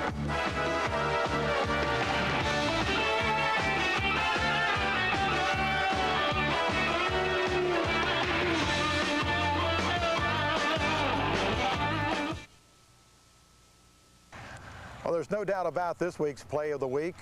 It came down to the last 4 seconds of the football game, and Chris Bonio lined up to kick a 54-yard field goal. Chris, what was going through your mind at that particular time? Well, at the time I was confident, but I was a little frustrated because of the 2 missed field goals in the past 2 games. I was kind of frustrated and a little down on myself, but I was very confident in Glenn Hunt and Pete Affley that they'd come through and that I'd come through. It looked like he had plenty of distance, plenty of foot on it, didn't you? I don't know. As soon as I saw it going down the middle, to tell you the truth, I just turned and started celebrating. It didn't matter how long it was. Was that in your range, or did you feel like you would have felt more comfortable a little closer in? I think it would have been nice to be closer, but in pregame, you know, the wind was blowing and I hit some long ones, and they had a little breeze blowing here tonight, and so I was comfortable. Well, it was a 54-yard field goal by Chris Bonio to win it. It was the 3rd longest in Louisiana Tech history as the Bulldogs beat Eastern Michigan 17-14. Next week, we'll take a look at highlights of the Arkansas State game as the Bulldogs go on the road again to Jonesboro, Arkansas on Saturday night.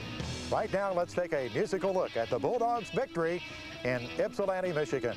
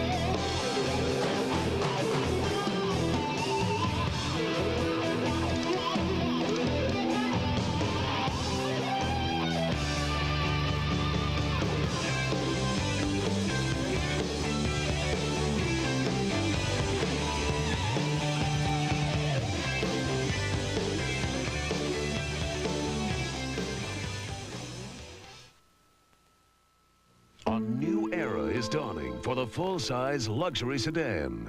It's the joining us this Monday night. We'll see you tomorrow. Good night.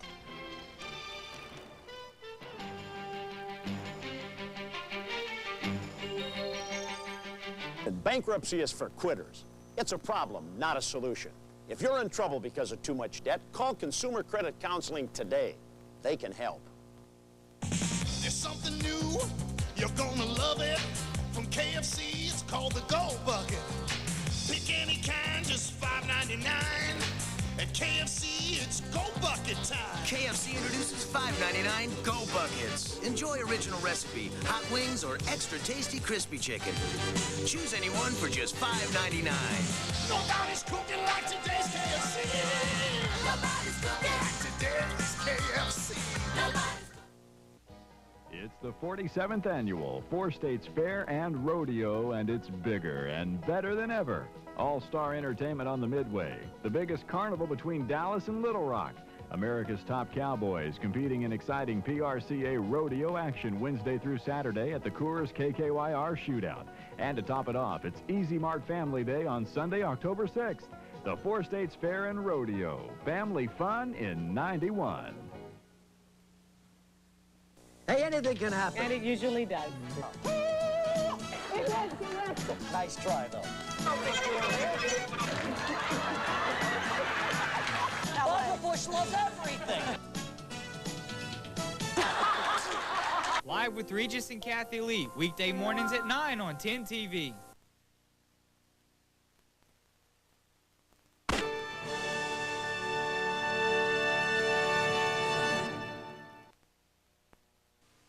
It's called Gotcha, a game that cable TV operators play on their customers.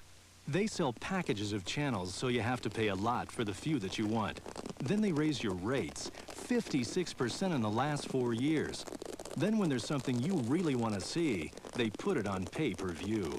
Gotcha. Now there's a cable consumer protection bill in Congress that will change all that. Ask your senators to vote yes on S12. If cable wins, consumers lose.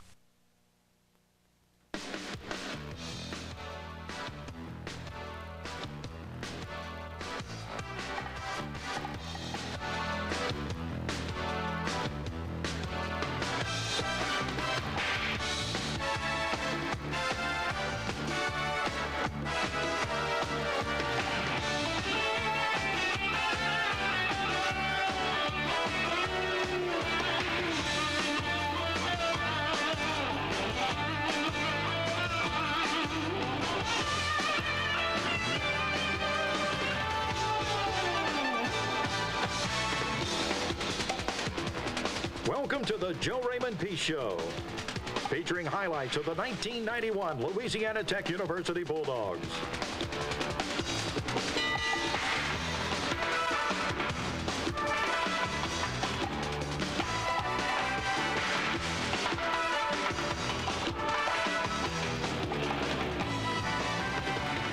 For the second week in a row, the Bulldogs of Louisiana Tech would take on a team that was still looking for their first win of the year at Arkansas State at Indian Stadium in Jonesboro, Arkansas. Hello, everyone. I'm Dave Nitz, and welcome to this week's edition of the Joe Raymond Peace Show. This week, we'll take a look at highlights of the Louisiana Tech-Arkansas State game. We'll also have a feature on Joe Robinson, defensive line coach for the Louisiana Tech Bulldogs. Coming up next, I'll talk to Joe Raymond Peace about the first half of the Bulldogs and the Indians in Jonesboro.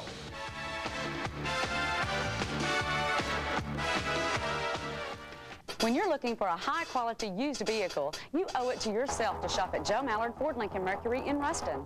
Because when it comes to used vehicles, quality is a Mallard tradition, and we're committed to offering an enormous selection, all at the lowest possible prices, and most are backed by our own limited warranties. Plus, we always carry a super inventory of like-new, low-mileage factory repurchase vehicles priced to save you thousands. So when you're looking for a quality used vehicle, come to one place, Joe Mallard Ford Lincoln Mercury in Ruston.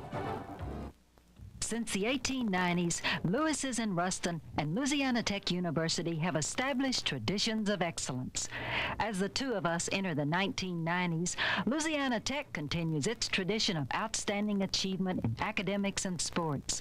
Lewis's continues its tradition of offering the best in fashion for your home and family, old-fashioned values, and personal service. Lewis's is proud to be a sponsor of the Louisiana Tech Bulldogs.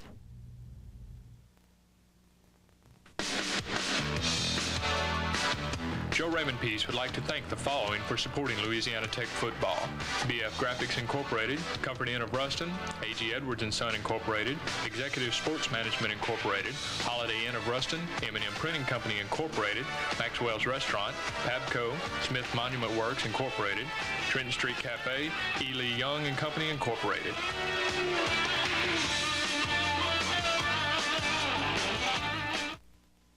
At FINA, the drive to the 21st century is fueled by science, technology, and innovation. Fueled by a commitment to provide the best products for your car, now and in the future.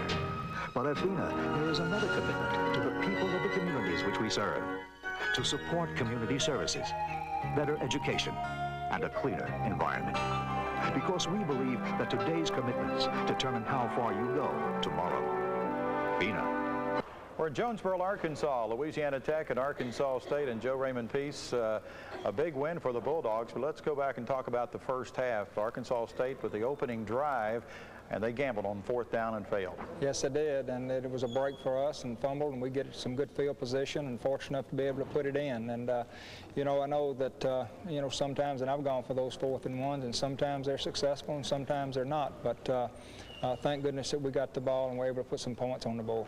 You know, you had a 14-0 lead, but Arkansas State kind of got a little momentum of their own and made it 14-10 at halftime. What happened in that particular period? Well, just like we said from the very beginning, you know, Johnson, their quarterback, you know, he's a tremendous athlete. You hold your breath every time he touches the ball, and I thought he threw the ball well and came up with some big plays for him. And when you've got an athlete of that quality, he's going to make some big things happen.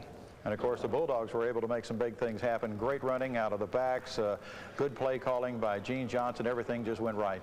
It really did, and you know, even in the first half, you know, we moved the ball well, but we had some penalties that kind of slowed us up a little bit and then kind of shot ourselves in the foot and kind of looked like the last 2 weeks. But you know, we felt like we were doing the right things and to get it on track where we could have some success.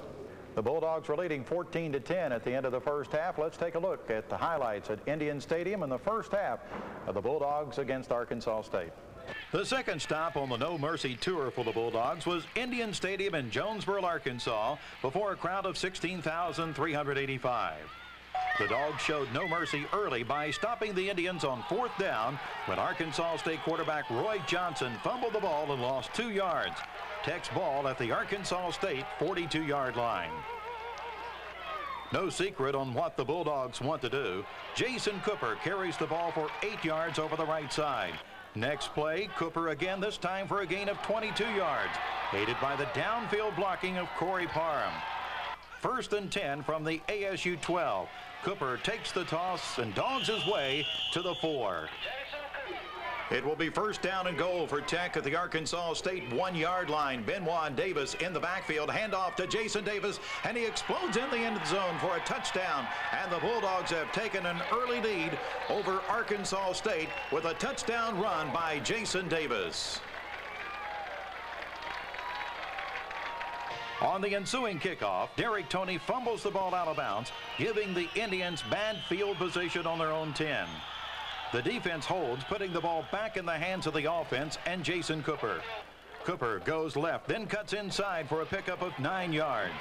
Same play, same result, but this time it's Jason Davis that gains 9 yards.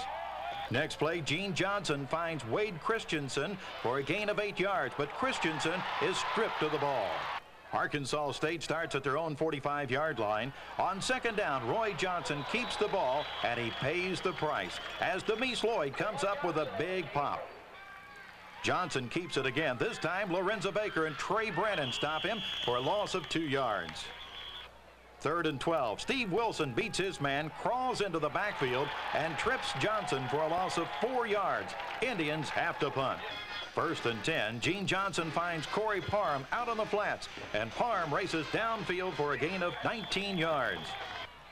1st and 10 from the Tech 40. Jason Davis goes to the strong side and picks up 11 yards. 2 plays later, Johnson hits Paul Bland, who goes up high, brings it down, and gets both feet in bounds. Nice catch. A holding penalty causes this drive to stall. Arkansas State begins to move the ball to start the second quarter. 3rd and 3 from the Tech 46. Brad Davis bobbles the pitch, and Pat Wilson takes him down for a loss of 9. The Dogs hold again. Dogs lead 7-0. Cooper is the running back. He gets the call. He has 5 yards. He has 10. He's at the 40, 45, 50, 45, 40 down the near sideline at the 30, at the 20, at the 15, and knocked out of bounds inside the 15, back at the 11-yard line. After an incomplete pass and a 2-yard run by Jason Davis, Tech is faced with a 3rd and 8 from the 9. And Johnson to throw. Looks, flushed out of the pocket, throws toward the end zone. Touchdown! Gerald Lawrence, the wingback, coming out of the backfield, crossing across the end zone, and Gene Johnson had it right on target. Rodney Alexander had one-on-one coverage, but that was no match for Gerald Lawrence, the sophomore from Grand Prairie, Texas, who made the catch diving in the end zone, and the Bulldogs go up 13-0. Arkansas State puts up 10 unanswered points, and the half ends with this interception by cornerback Kerry Brody. Well, the halftime score, Louisiana Tech 14 at Arkansas State 10. When we come back, we'll talk with defensive line coach Joe Robinson. That's coming up next. Vision, looking beyond the struggles of today to the promises of the future. Throughout Louisiana, people are turning their vision to the necessity of progress and the fulfillment of dreams. At TL James, we're proud to be a part of Louisiana's future. We're building the roads and the bridges that will carry solid industry and solid jobs into our state. We're proud of Louisiana and her people. We're all on the same road to progress, ensuring that today's inconvenience is tomorrow's triumph. Nursing Homes Management Incorporated.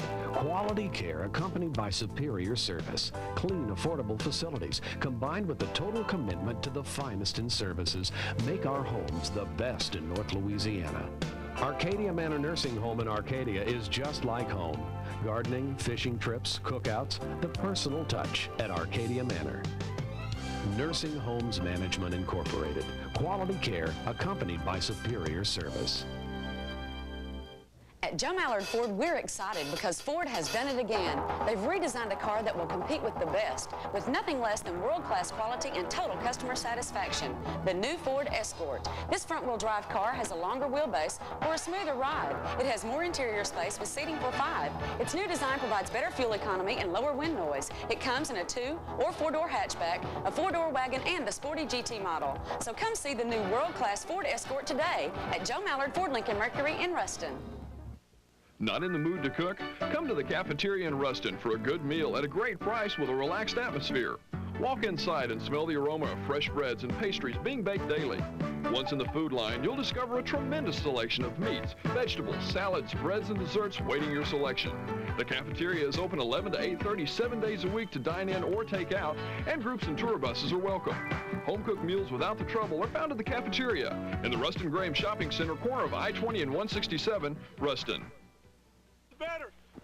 We all remember that special person that made a lasting impression on our life. Well, Joe Robinson, the defensive interior line coach for Louisiana Tech, remembers the people who influenced his life and hopes to share that same special contribution through his coaching at Louisiana Tech. The people that I looked up to were coaches. The fondest memories of school are the games that we played, the teams I was on, and the coaches that coached me. And as I got to the point where I had to make a career decision, I decided that if possible, I'd like to have that same effect on people, and especially on the young men in our program. And that's what makes it all worthwhile, is the relationships that you have. And if I can have an impact on somebody's life like I remember the coaches that I had and they had on me, I'll be happy. Entering his 3rd year with Louisiana Tech, Joe Robinson is only in his 2nd year as a full-time coach. The first year he spent as a graduate assistant. And what did he learn from being a graduate assistant? Probably every aspect of the Louisiana Tech program. As a graduate assistant, you're fortunate in a way because you're assigned so many different duties, all the way from academics to housing and to on-the-field coaching, that you really get a good look at the entire program. I tell you what, it doesn't take you long to make a decision if this is really the right thing for you to do. As Louisiana Tech pursues another dream season, Joe Robinson accredits Joe Raymond Peace with the fulfillment of his dream. I was very fortunate. We've got a head coach that stuck with me and gave me a chance when he really didn't have to.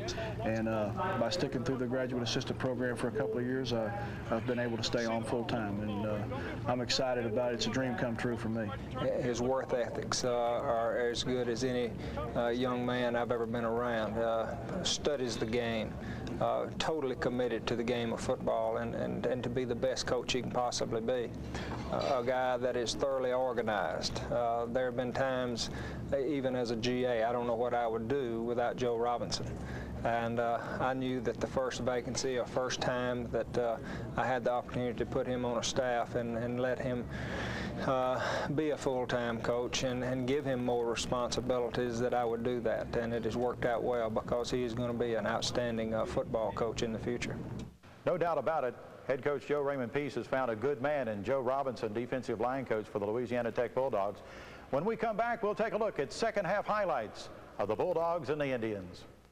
The Bone and Joint Clinic of Shreveport has been providing orthopedic health care and sports medicine to the LaTechs for over 25 years. Louisiana Tech University, the Shreveport Captains, the Independence Bowl, Captain Shreve and Byrd High Schools all put their trust in our sports medicine specialists. Carl Malone, Terry Bradshaw, and Freddie Spencer are just a few of the prominent names in the professional sports world that have been treated by the Bone and Joint staff. The Bone and Joint Clinic wants to be a part of your team today. This Honda ATV from McKinney's is one rugged multi-purpose vehicle. It's perfect for reaching my deep woods deer stand or my secret fishing hole. Well, as I was saying, I use my Honda strictly for work use. And this trunk is really handy to carry all my work tools and fishing equipment. Well, right now you can buy a new Honda 200 from McKinney's for just $23.95 or $79 a month with no money down. Well, I guess I better get back to work. Don't forget this. McKinney Honda, I-20 Service Road, Ruston. Before you put our Genesis gasolines into your car, we put them through some of the industry's toughest tests.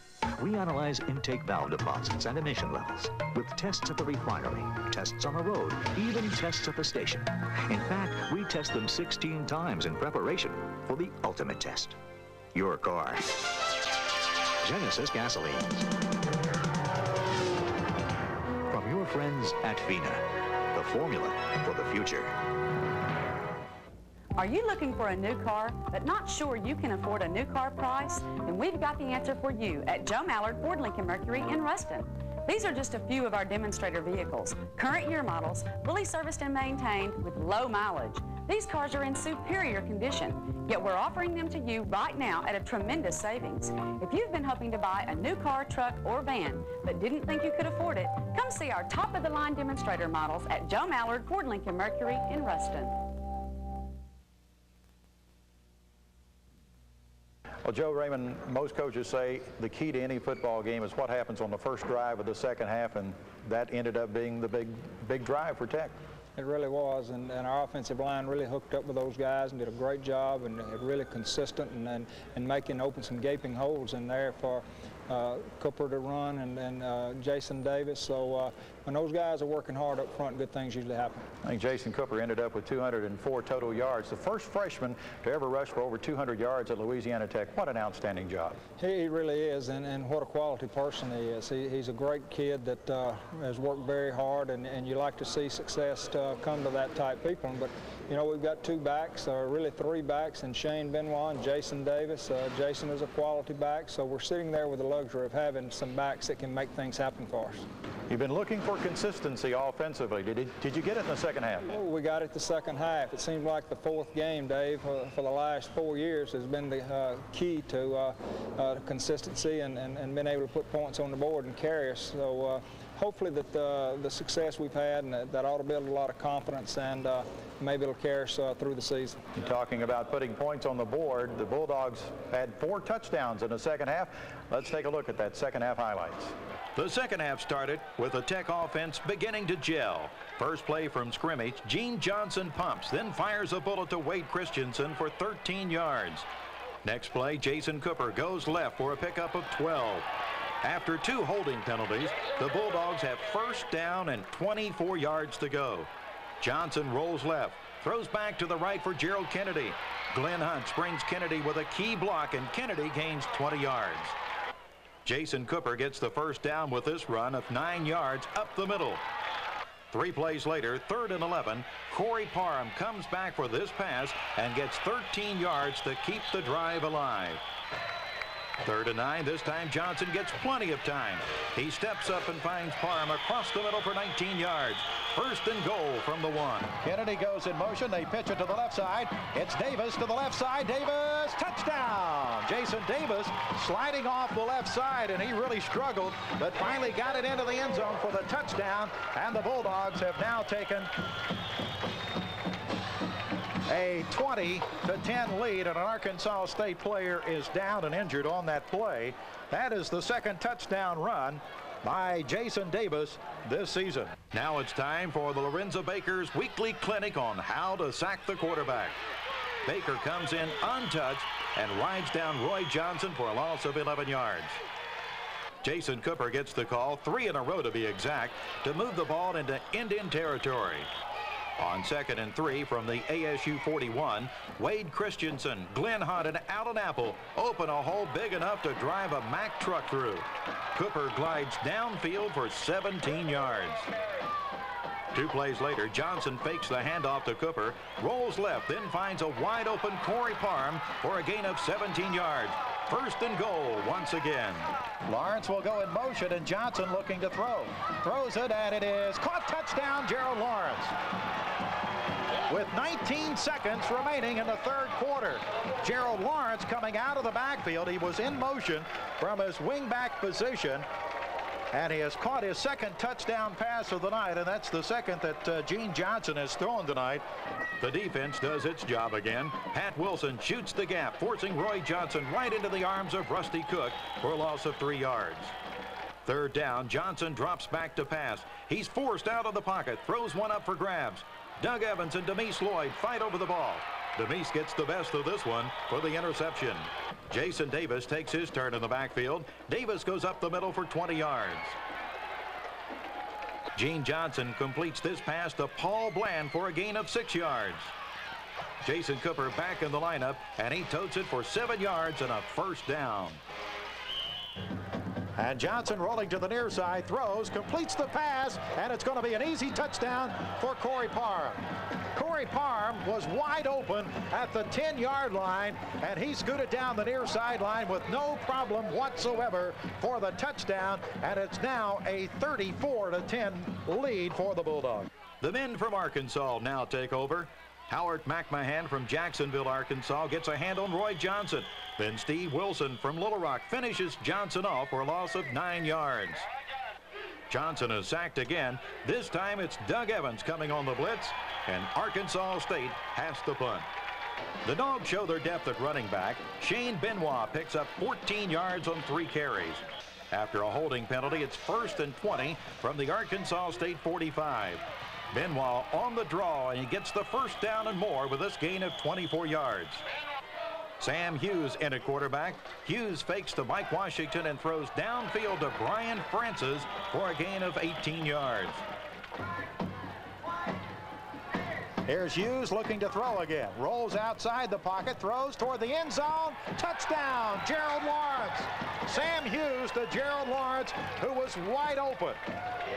And Sam Hughes throws his 1st touchdown pass of the season, as Gerald Lawrence has now caught 3 touchdown passes tonight, and the Bulldogs now have a lead of 41-10 over Arkansas State. That catch by Lawrence tied a school record for 3 touchdown receptions in a game. It was also a record-setting night for Jason Cooper. Cooper rushed for 202 yards, the first time a freshman had gained over 200 yards for the Dogs. Gene Johnson made a great comeback as he was 16 of 22 for 179 yards, 3 touchdowns, and no interceptions. It was a big win for Louisiana Tech, 42-10 over Arkansas State in Jonesboro. When we come back, we'll take a look at this week's Play of the Week. When you're looking for a high-quality used vehicle, you owe it to yourself to shop at Joe Mallard Ford Lincoln Mercury in Ruston. Because when it comes to used vehicles, quality is a Mallard tradition, and we're committed to offering an enormous selection, all at the lowest possible prices, and most are backed by our own limited warranties. Plus, we always carry a super inventory of like-new, low-mileage factory repurchase vehicles priced to save you thousands. So when you're looking for a quality used vehicle, come to one place, Joe Mallard Ford Lincoln Mercury in Ruston.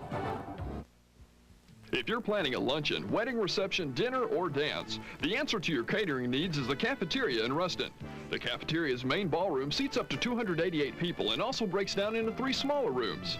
The menu selections are flexible enough to handle hors d'oeuvres to full dinners. Plus, the cafeteria caters any type of gathering. No group is too large. Private buffets are also available in the banquet room.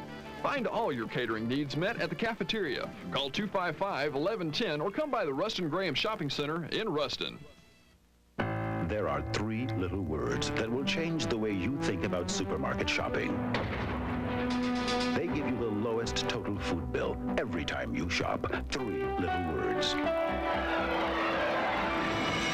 You get it at County Market. No games, no gimmicks, just our lowest possible price.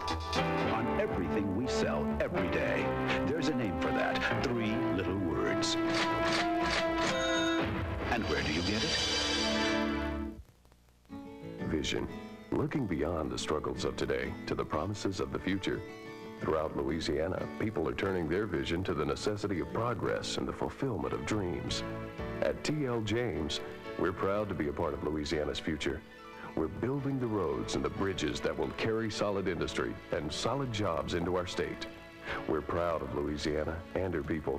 We're all on the same road to progress, ensuring that today's inconvenience is tomorrow's triumph. Well, this week's play of the week, it really was the entire drive of the start of the second half when the Bulldogs were only leading 14-10 at halftime. And Glenn Hunt, one of the offensive linemen for the Louisiana Tech Bulldogs. Glenn, let's talk a little bit about that opening drive of the second half. Great drive, I thought, by the Bulldogs offensively. Well, we knew going in at the halftime that we was going to get the ball, and they had the momentum with the blocked field goal right before half, and we knew we had to establish the running game and drive the ball and try to put some points on the board. And when we was driving, we moved the ball a little bit, and they called us for holding 2 plays in a row and put us in a bind in 2nd and long. But Coach Tilley called a screen play, and we got a lot of yardage on that, and it set us up with good field position, and we went on and put it in the end zone with Gene's touchdown pass to Gerald Lawrence. You know, even with the adversity of the 2 holding penalties in that particular drive, it really didn't stop the momentum, did it? Yeah, with our offense, whatever happens, we know we can overcome it, and we just kept a positive attitude in the huddle and executed our plays perfect.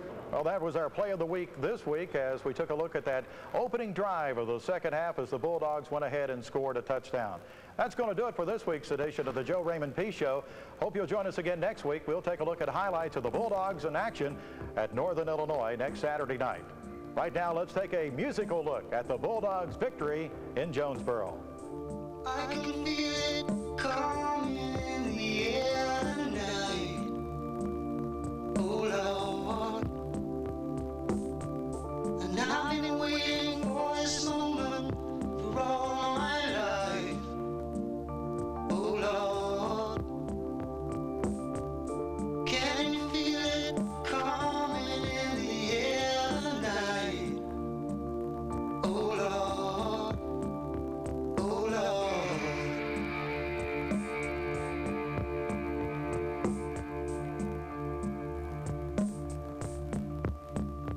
Well, if you told me you were drowning, I would not lend a hand. I've seen your face before, my friend, but I don't know if you know who I am. Well, I was there and I saw what you did. I saw it with my own 2 eyes. See,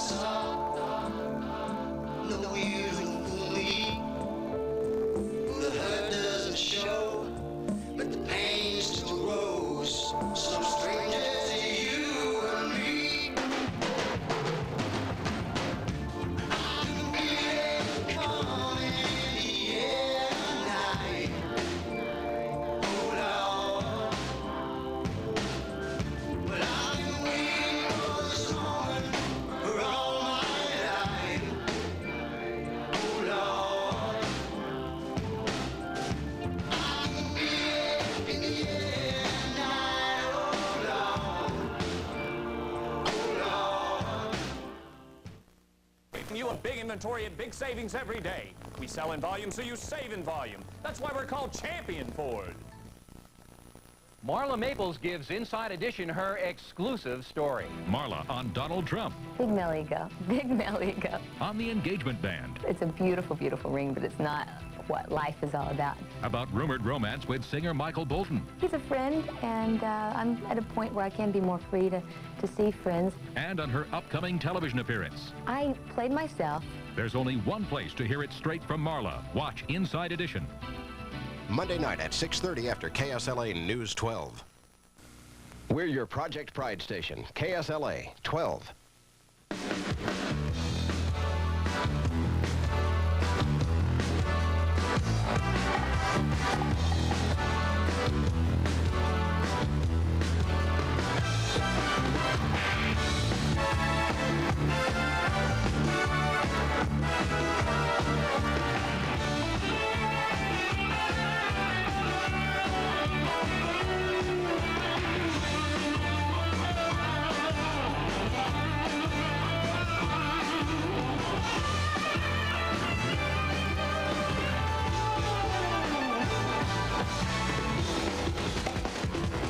Welcome to the Joe Raymond Peace Show, featuring highlights of the 1991 Louisiana Tech University Bulldogs.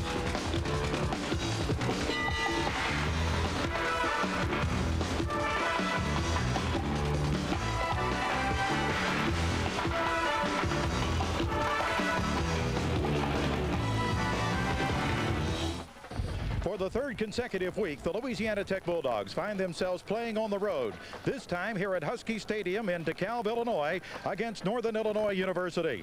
Tech comes in with a 3-game winning streak, while Northern Illinois is 1-3 for the season, but the Huskies haven't lost here in 14 games dating back to November of 1988, so it will be a challenge for the Road Dogs. Hello, everyone. I'm Dave Nitz, and welcome to this week's edition of the Joe Raymond Peace Show, as we'll take a look at highlights of Tech against Northern Illinois, plus a feature on a hurricane hitting Ruston with running backs coach Dan Warner.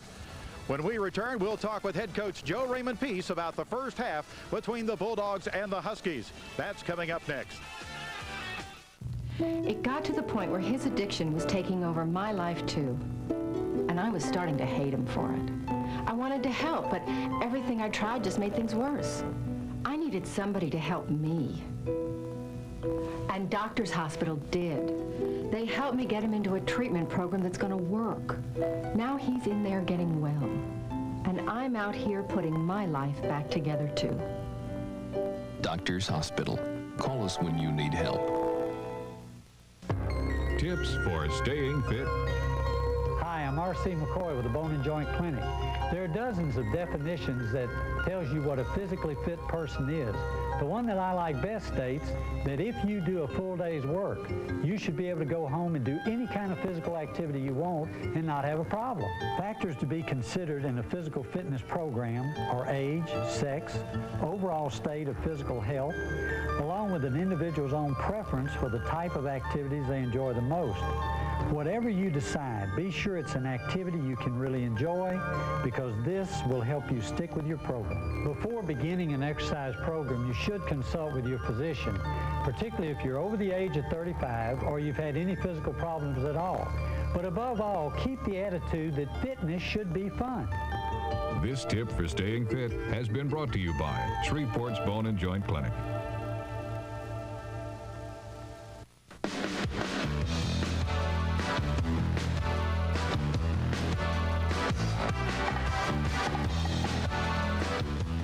The Joe Raymond Peace Show is brought to you by the Bone and Joint Clinic, Piermont, Texaco, Doctors Hospital.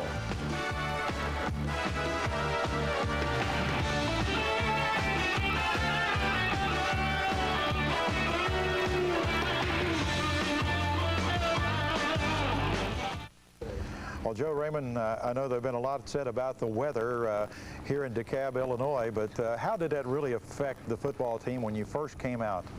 Well, I don't think it had that much of effect. I'm sure it's a little shock to you because, you know, we left such a warm climate and then come into this wind and the cool weather, but I don't really think it affects us that much. really had a lot of opportunities in the first half, didn't you? We did, and basically we came in to run the football and establish something there, but basically try to stay balanced. But we didn't take advantage of that, of the opportunities that we had, and some opportunities that defense gave us on some turnovers. But you got to look at it this way: when you're on the road and you win, and that's the most important thing. What about some of the missed field goals by Bonio? I know it was very tough. Well, it was, and it seemed like when they left the foot they were good, and I don't know if the wind, once they got the height, had some effect on it. I'm sure they did, because there were some swirling winds and some real tough winds to kick into. You had some opportunities too, really dropped a couple of passes in the first half. I thought, could have put it in for some touchdowns. Well, we thought we could have put the game away the first half. We felt like we had the opportunity. That's what we told the guys, at halftime in the locker room. Said, hey, we missed about 28 points. It should have been 28-3 or 28-0, and go back out there and let's take care of our business. It was a tough first half of play. Let's take a look at highlights from DeKalb, Illinois. At game time, the temperature was 43 degrees, but the chill factor was much lower than that, with 17-mile-per-hour winds gusting to 30 swirling around Husky Stadium. The wind would cause havoc for the kicking game, but the cold didn't seem to bother the Tech defense. On the first play from scrimmage, Marvin Leslie fumbles the pitch and Myron Baker jumps on it. Tech's ball at the Northern Illinois 36-yard line. After a penalty and a sack, it's 3rd and 19. Jason Cooper picks up 13 yards on this screen pass, but not enough for the first down. On comes Chris Bonio for a 44-yard field goal attempt. It's good, and the Bulldogs lead 3-0. The Northern Illinois option runs into trouble. Doug Evans stops Leslie for a loss of 3. The Huskies are forced to punt. Jason Davis comes in and picks up 3 yards and 2 carries. On 3rd down, Gene Johnson completes this pass to Gerald Lawrence for a gain of 7 yards and a first down. Next play, Jason Davis goes off tackle and is able to go downfield for a gain of 12 yards. 2nd down at 8, Louisiana Tech. Johnson to throw. Sets up in the pocket, has some time, fakes, wants to go long, upfield, has a man open. Bland, does he make the catch? Yes, he does at the 9-yard line. Bland had to come back and make that catch.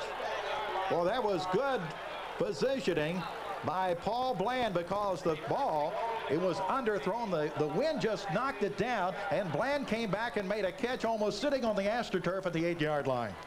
The Dogs are unable to capitalize as Chris Bonio's 26-yard field goal attempt is blown off course by the swirling winds. 3rd and 5 for the Huskies. Kevin Crawford shoots the gap before quarterback Stacy McKinney has an option. The result, a loss of 5 yards. On 1st down, Jason Davis on a familiar play off left tackle for a gain of 5 yards. Next play, Willie Rofe leads the way again as Davis gets outside for a gain of 9 yards. Tech drives deep into Husky territory but comes up empty-handed with another missed field goal. The Tech defense continues to put the heat on the Northern Illinois option. This time, Kerry Browdy puts the big hit on McKinney for a loss of 2 yards. The second play of the second quarter results in a 2-yard loss as Browdy makes the initial hit on T.C. Dantzler. Then Norman Dunn finishes Dantzler off. Next possession for the Huskies, 3rd and 10 from the Tech 18-yard line. Shannon Cornelius comes in hard and sacks McKinney for a loss of 11 yards. That backed Willie Roy up enough to miss this 47-yard field goal attempt. The Dogs hold again. The Huskies do get on the board on their next possession as Willie Roy connects on a 43-yard field goal. Lorenzo Baker gives the Dogs a spark with his 29-yard kickoff return. Tech starts at their own 33-yard line. On 1st down, Corey Parham runs a down and out. Gene Johnson puts it on the money for a gain of 10 yards. Next play, Johnson fakes the handoff to Jason Davis. No one is open. Johnson dumps it off to Davis. Davis then rambles upfield for 12 yards. But 3 incomplete passes stops this drive. Tech does get the ball back with 52 seconds remaining in the first half. Johnson dumps the ball off to Jason Davis, who goes up the middle for 12 yards. 2 plays later, Johnson goes to Davis again, this time for a gain of 7 yards. 7 seconds remaining and another chance for Bonio. This 46-yard attempt is caught by the wind and is taken wide right. Well, the halftime score, Louisiana Tech 3 and Northern Illinois 3. There's a report of a hurricane hitting Ruston. We'll have that report coming up next on the Joe Raymond P. Show. As cars get older, they may need higher and higher octane, or they can't perform like they used to. But there is a gasoline specially formulated to control this higher octane need while providing the highest level of engine cleanliness. Texaco System 3. You get great performance in every octane grade. Still think all gasolines are the same? Tips for staying fit. It's important to remember that staying physically fit isn't just a matter of exercise, although that is important. Our lifestyles need to reflect a healthy attitude, and that means putting a stop to our unhealthy habits. Smoking, drinking to excess, not eating a balanced diet, and emotional stress. All of these things will affect overall fitness. For instance, rigorous exercise will not be of much benefit to a longer life if you continue to smoke 2 packs of cigarettes every day. Rather, fitness needs to be an overall attitude, reflected in everything we do. By giving up our unhealthy habits, we're taking a positive step in the right direction for truly staying fit. This tip for staying fit has been brought to you by Shreveport's Bone and Joint Clinic.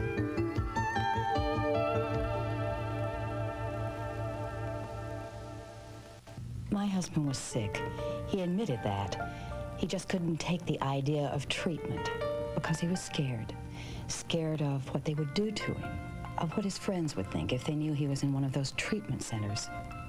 I think that's why he finally agreed to see the people here at Doctor's Hospital, a regular medical hospital. Now he's getting complete treatment, and he's just not afraid anymore. Doctor's Hospital. Call us when you need help. A hurricane has settled in Ruston, bringing his coaching experience of 2 national championship teams with him. Louisiana Tech's new running back coach, Dan Werner, became familiar with winning at the University of Miami, and he feels that attitude will make Louisiana Tech a powerhouse in Division 1A football. I think the best thing about this program right now is the fact that the kids believe in it. And as a coach, coming into a program like that, it makes it easy. I mean, they believe everything that we say, and they love this offense, and they run it, and it's been successful. The kids at Miami had the same type of attitude as they do here at Tech. The fact that when we stepped on the field, we knew we were going to win the game. And I can see that already just in spring football here. These kids believe they're going to win the game. And once you get that going for you, it makes it awful easy for us to get the job done. So why did Dan Werner come to Louisiana Tech? He had successful coaching stints on the high school level and in the collegiate ranks. Well, I had heard about Louisiana Tech a few years ago. A friend of mine came up here, Bill Johnson, and was coaching here for a couple years. And so I followed him, and I got to meet a few of the coaches when I was down at Miami, and I love the offense that they run. And I got to see them a few times when they played in the Independence Bowl last year, and I thought it'd be a great opportunity to come up here and be a part of this offense. Dan Werner feels that in a few short years, Louisiana Tech is going to be a national contender in Division 1A football. And any athlete participating in Tech sports has a lot to gain. If they come up here, they're going to be successful. And we've got a program that we believe in as coaches, as players, and as the people around the town here in Ruston. And we feel like we're on the way up. We know we're on the way up. We feel that in a matter of years, we're going to be top 10 type football team. We visited the University of Miami for 2 years in a row. Once when Coach Johnson was the head coach there, and then once with Dennis was there as the head coach. So Dan was there in both situations, in both staffs, and when we went to visit and to talk, the guy that we visited with was Dan Werner. So when our coaches would come back and I would question them and ask them, you know, they were talking about Dan Werner this and Dan Werner that, that's who they spent their time with. And so when I had the opportunity to, when the vacancy became open, I wanted to have someone that knew our philosophy, knew the offense, and make it as cohesive as I possibly could. So that led to the decision of Dan Werner. The running game is something that you have to really stabilize your offensive attack, and Dan Werner has done an excellent job in his first year with the Bulldogs. When we come back, we'll take a look at the second half highlights. That's coming up next. After one of the most exciting seasons ever a year ago when it brought a record crowd to the 1990 Independence Bowl, Louisiana Tech now heads into the 1991 season with more high expectations. Make your plans to back Coach Joe Raymond Peace Bulldogs with season tickets to Tech's 4 home games. Tech opens at home September 14th against Montana and will also play Northeast Louisiana, Southern Illinois, and always tough Southern Mississippi at IE Stadium. Don't miss a minute of the action. Call for tickets today. It got to the point where his addiction was taking over my life too, and I was starting to hate him for it. I wanted to help, but everything I tried just made things worse. I needed somebody to help me. And Doctors Hospital did. They helped me get him into a treatment program that's going to work. Now he's in there getting well, and I'm out here putting my life back together too. Doctors Hospital. Call us when you need help. Captains win the championship. The Captains have won the Texas League Championship 1991 for the second year in a row. You can celebrate the Captains' second Texas League Championship with a back-to-back t-shirt. To get your shirt, call 1-800-326-2296. In Shreveport, call 636-5555 or send $15 plus $3.50 for shipping and handling to Shreveport Captains, 2901 Pershing Boulevard, Shreveport, Louisiana, 71109. Success is a sure sign that you're doing something right, whether it's on the playing field or in the classroom. At Louisiana Tech University, our success is measured by the highest graduation rate in the state, by cutting-edge research, and yes, by a winning tradition in intercollegiate athletics. Tech is big enough to matter, just the right size to care. Louisiana Tech University, where success is a tradition, a heritage, a reputation. Joe Raymond, you really put the points on the board in the second half, almost like it was last Saturday against Arkansas State. What was the difference? Well, I think just execution, making their mind up to go out there and not shoot themselves in the foot. I thought it was better execution by the offensive line in particular, but I thought Gene did a better job. Receivers caught the ball, and I thought Jason Davis really ran extremely well. And when you go out there and you execute and do those things, then good things will happen for you. You know, the defense really made some big hits, and you were able to take advantage of those fumbles. They really did. I thought from the first whistle to the last whistle defensively, they played extremely well. And I'll say this, you know, as long as you can play great defense and take advantage of the speed that we have and rush the football, you know, Louisiana Tech will have a chance to have a good year. And you also had an opportunity to play a lot of folks, too, especially in that second half. I think everybody got in on the action, and that's the fun part about it, especially being on the road, and hopefully when we get back at home in 3 weeks that we'll be able to do the same thing. The Bulldogs with a big second half push to win it 37-3. Let's take a look at those second half highlights. Tech's offensive coordinator, Pat Tilley, wasn't pleased with his squad's first half performance. After a short halftime talk from Tilley, the offense came out smoking.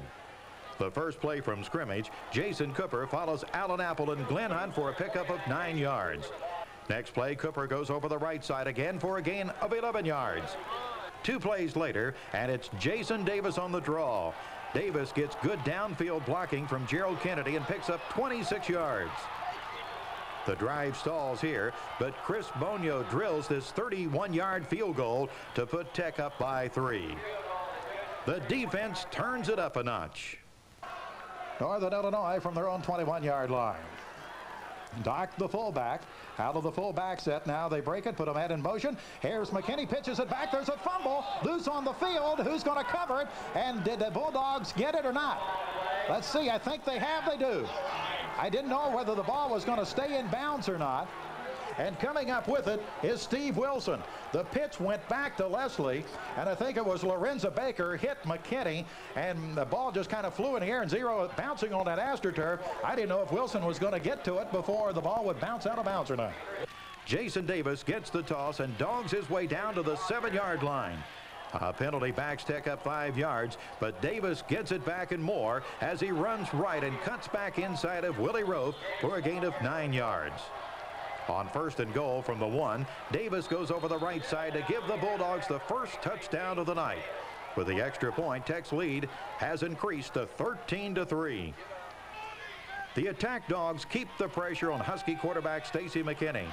Third down, and Demise Lloyd is coming on the blitz. McKinney tries to get away but slips down for a loss of 19 yards. First down for Tech. Gene Johnson fakes the handoff to Jason Cooper, then gives it to Paul Bland on the reverse. Bland goes around the right side for a gain of 15 yards. 2 plays later, Corey Parr makes a nice catch, getting his feet down and bounds for a pickup of 10 yards and a first down. Jason Davis is now in there, and Johnson rolling to the near side, looking, throws toward the end zone, touchdown. Bland made the catch in the end zone, and Rich Favor had one-on-one coverage, but I'll tell you, that was an excellent pass route run, and the Bulldogs have now taken a 19-3 lead. The Bulldogs defense is not through yet. And McKinney's going to roll back. He wants to throw. He's hit and dropped. The ball is knocked loose, and the Bulldogs have it. The Bulldogs have it. Man, oh man, what a hit.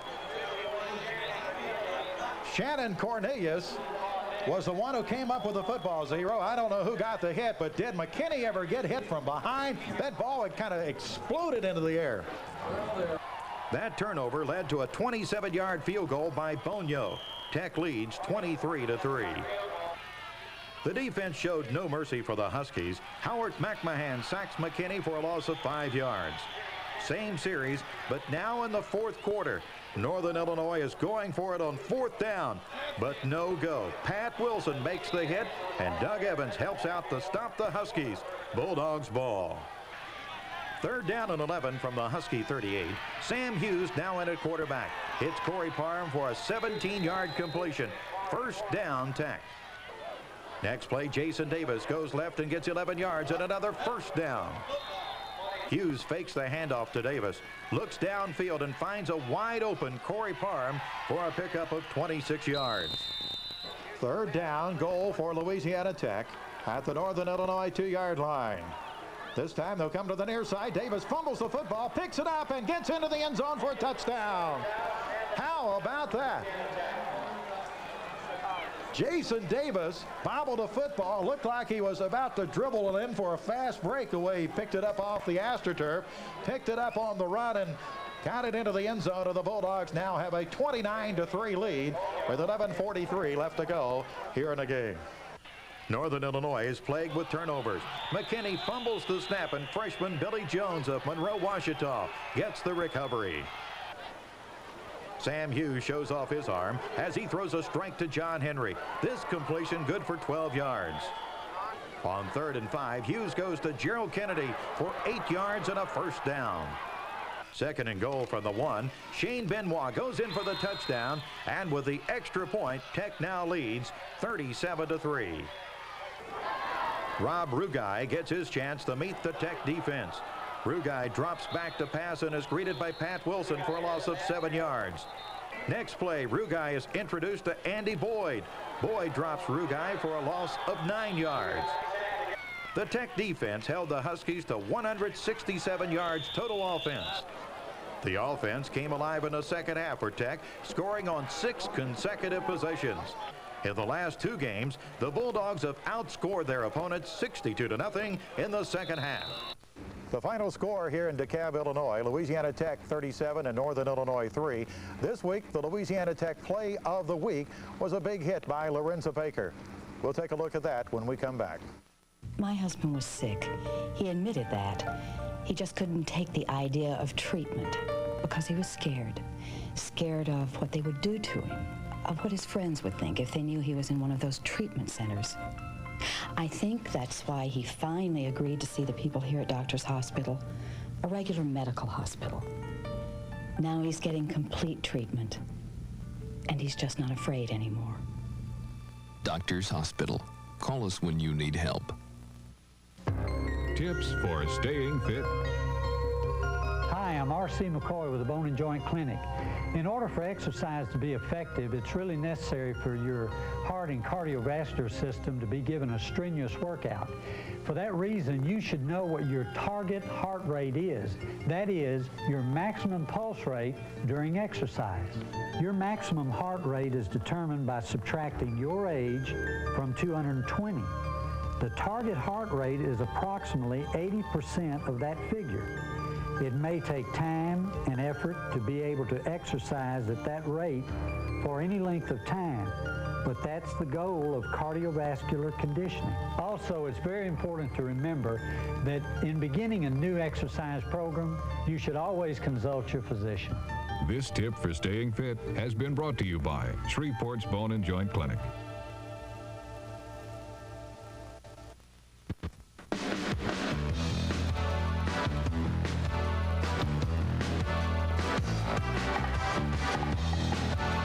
The Joe Raymond P. Show has been brought to you by the Bone and Joint Clinic, Piermont, Texaco, Doctors Hospital.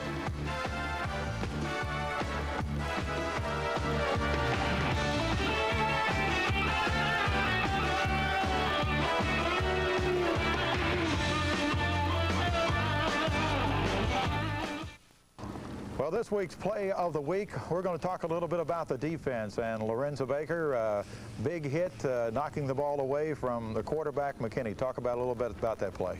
We had a stunt call. It was the stunt was designed for me to go in and take the quarterback. We usually have stunts where I take the pitch or I take the quarterback. With this particular stunt, I go in and take the quarterback, and it came wide open and just able to get a good lick on it.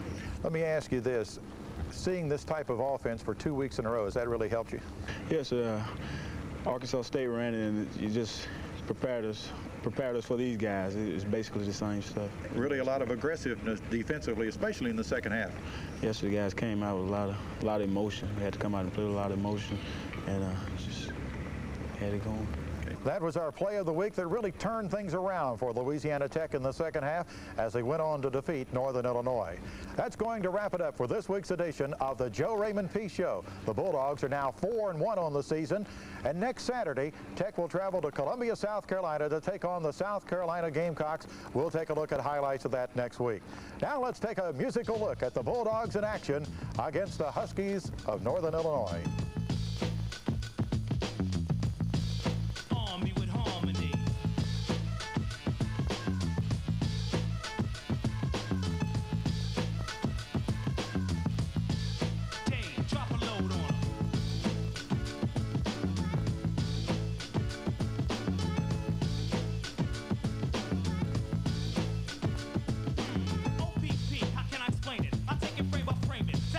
Jumping, shout, saying it. Oh, it's for other people.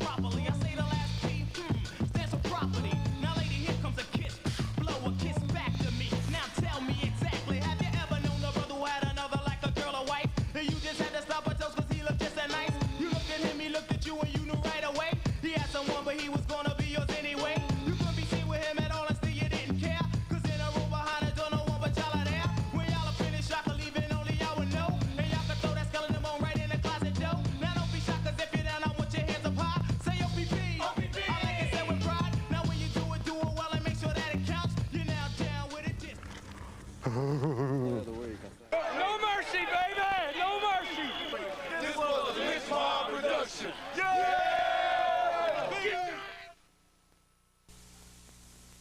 Don Dixon, are you sure you're reading the most? 964, there's a carryover Wednesday of $71,000. That machine says it's entirely too much. It says machine's gone to sleep. Really? Well, thank you, Tony, for staying up with us. Thank you're you welcome. for staying up with us. Good morning. Sleep well. Good morning. Good night.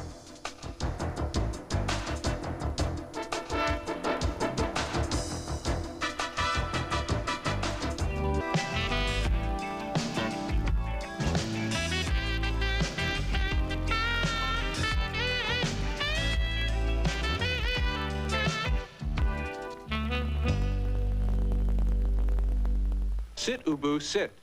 Good dog. No place hops like Sonic. At Sonic Drive-Ins, we have those golden, crispy, bite-sized tater tots. They're really catching on. They're perfect with a juicy, full-size Sonic burger, plus a medium Dr. Pepper. Put them all together, we call it the Burger, Tots, and Drink Combo for just $2.29. Great taste. Lots of fun. No place hops like Sonic. There's good news and there's bad news. The bad news is Ford recently lowered their factory rebates, some drastically. The good news is at Champion Ford, we're still committed in our efforts to sell you a new car, truck, or van at the lowest price possible. Like a sporty 91 Festiva L for just $48.95. That's a brand new Ford for just $48.95. We know you can't always afford to wait for some factory incentive, so we're committed to offering you a big inventory at big savings every day. We sell in volume, so you save in volume. That's why we're called Champion Ford. An elegant night on the town, and you both look the part. Your appearance is a harmonious concert of color and style, each item of clothing chosen with care and good taste. That's why you've selected Porter's as your dry cleaning service. We share your concern for apparel. At Porter's, we preserve the beauty of your garments, paying attention to those smaller details. Whether it's a symphony or Broadway show, you'll be ready for an encore performance. On your evening out, Porter's wants to put you in the limelight.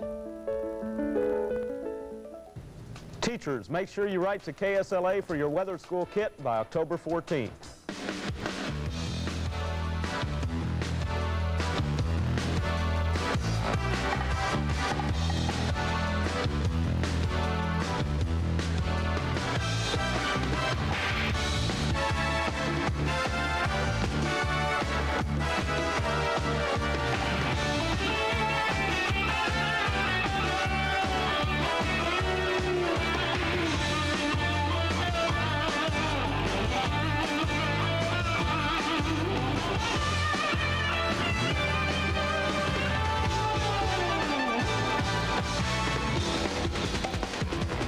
Welcome to the Joe Raymond Peace Show, featuring highlights of the 1991 Louisiana Tech University Bulldogs.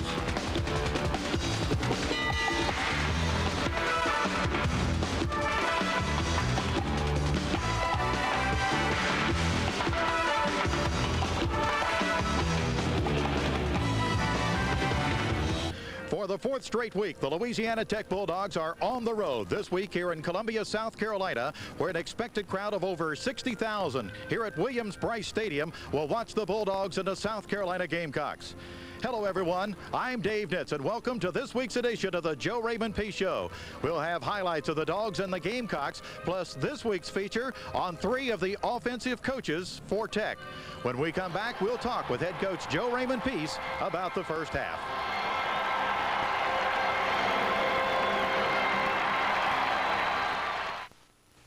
It got to the point where his addiction was taking over my life too. And I was starting to hate him for it. I wanted to help, but everything I tried just made things worse. I needed somebody to help me. And Doctors Hospital did. They helped me get him into a treatment program that's going to work.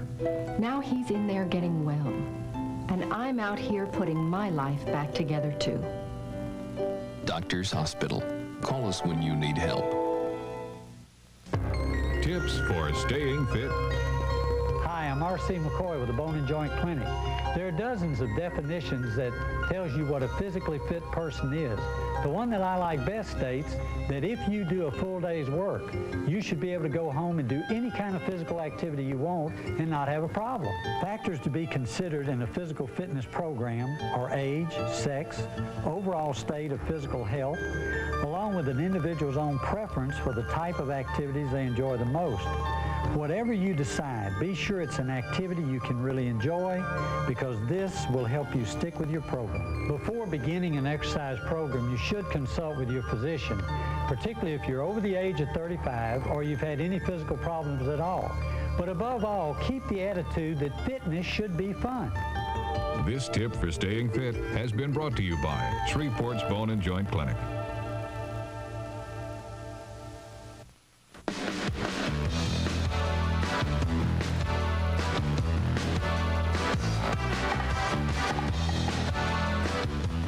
The Joe Raymond P. Show is brought to you by the Bone and Joint Clinic, Piermont, Texaco, Doctors Hospital.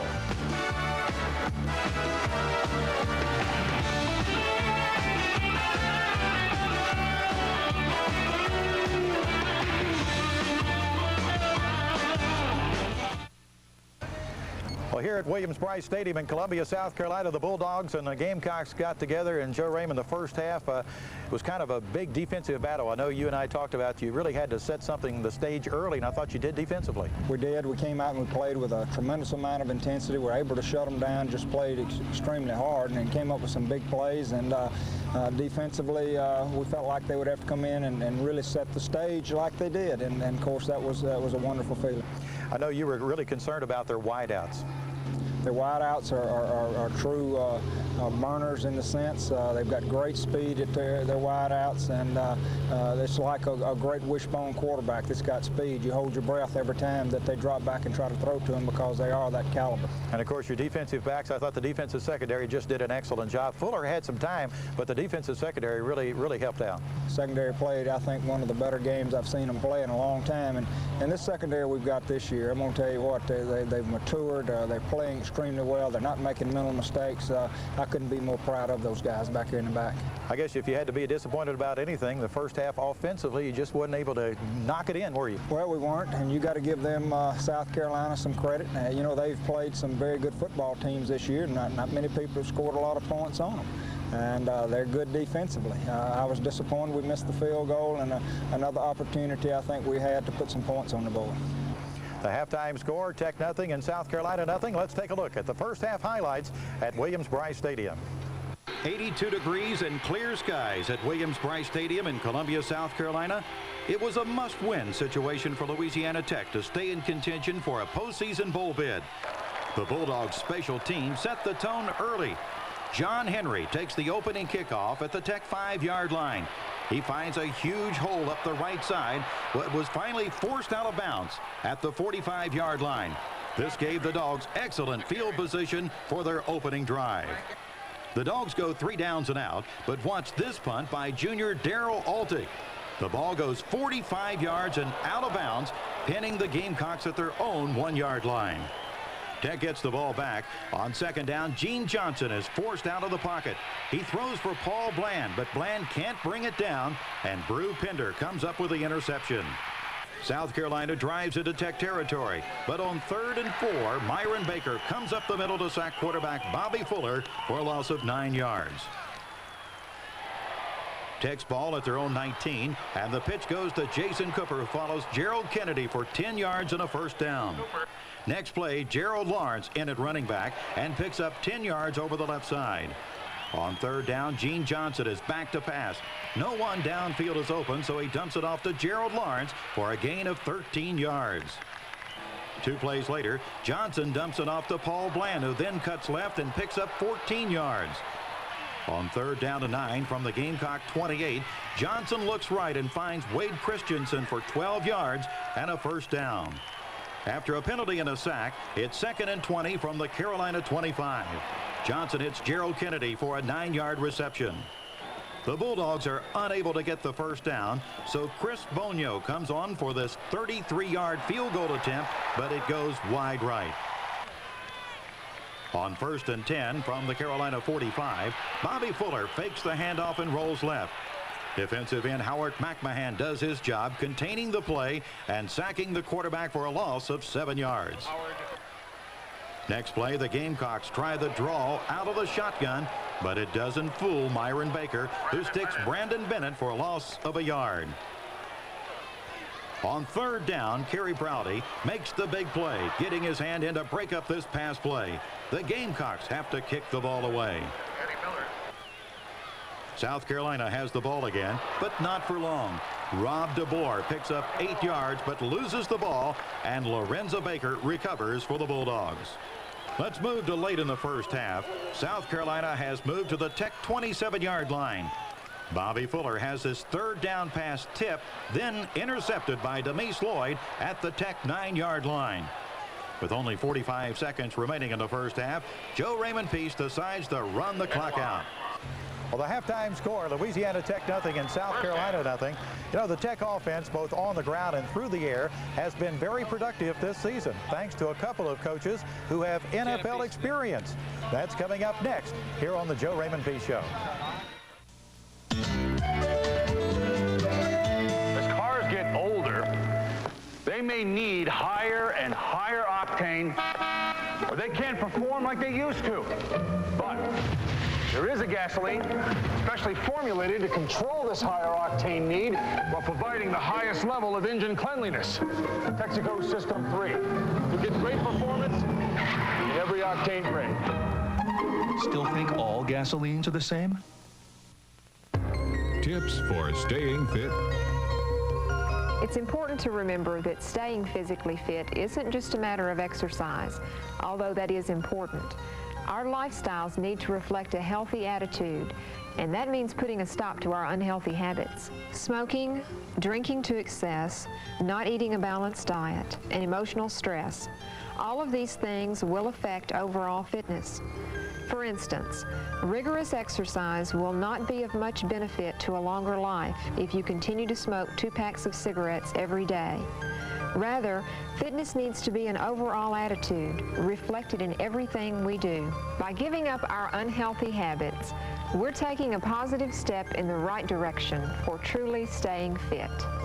This tip for staying fit has been brought to you by Shreveport's Bone and Joint Clinic.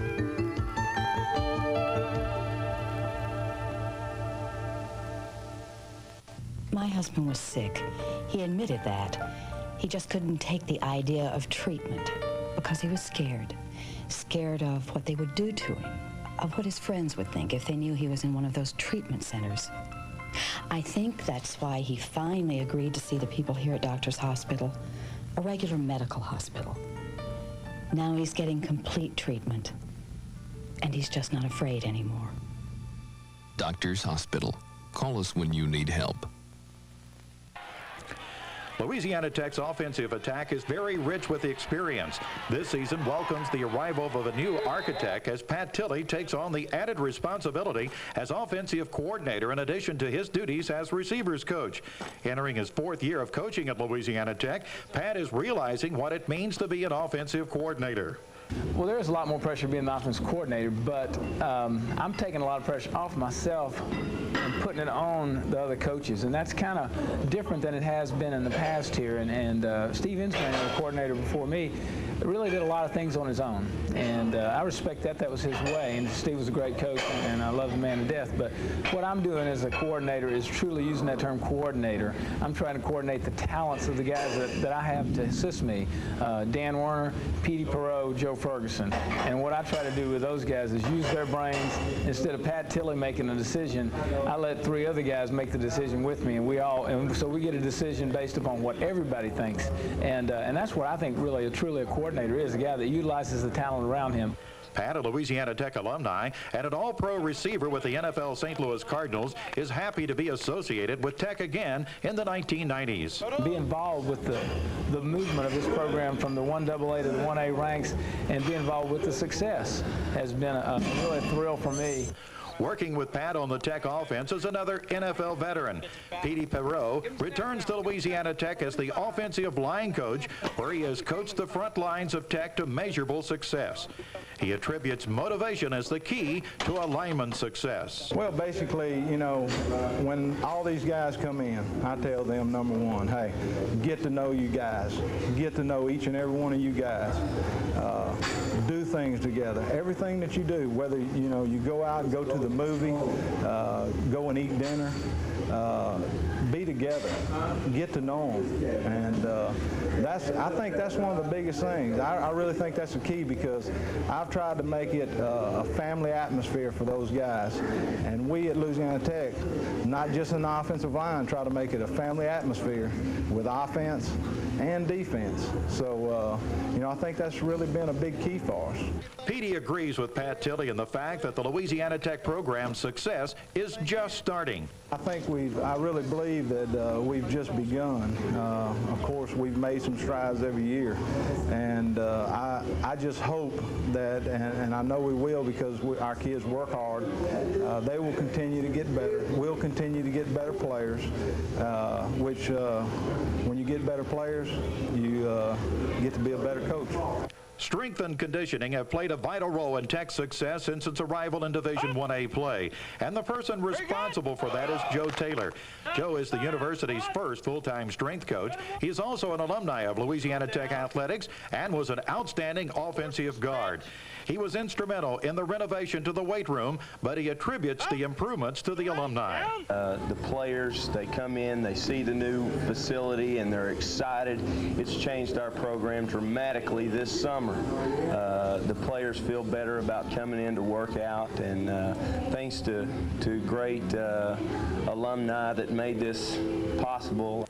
Joe feels the players have utilized the complex for the improvement of the Tech team. Our guys have paid a heavy price. They know what it takes to get better, and they're willing to do the work, and that makes my job a lot easier.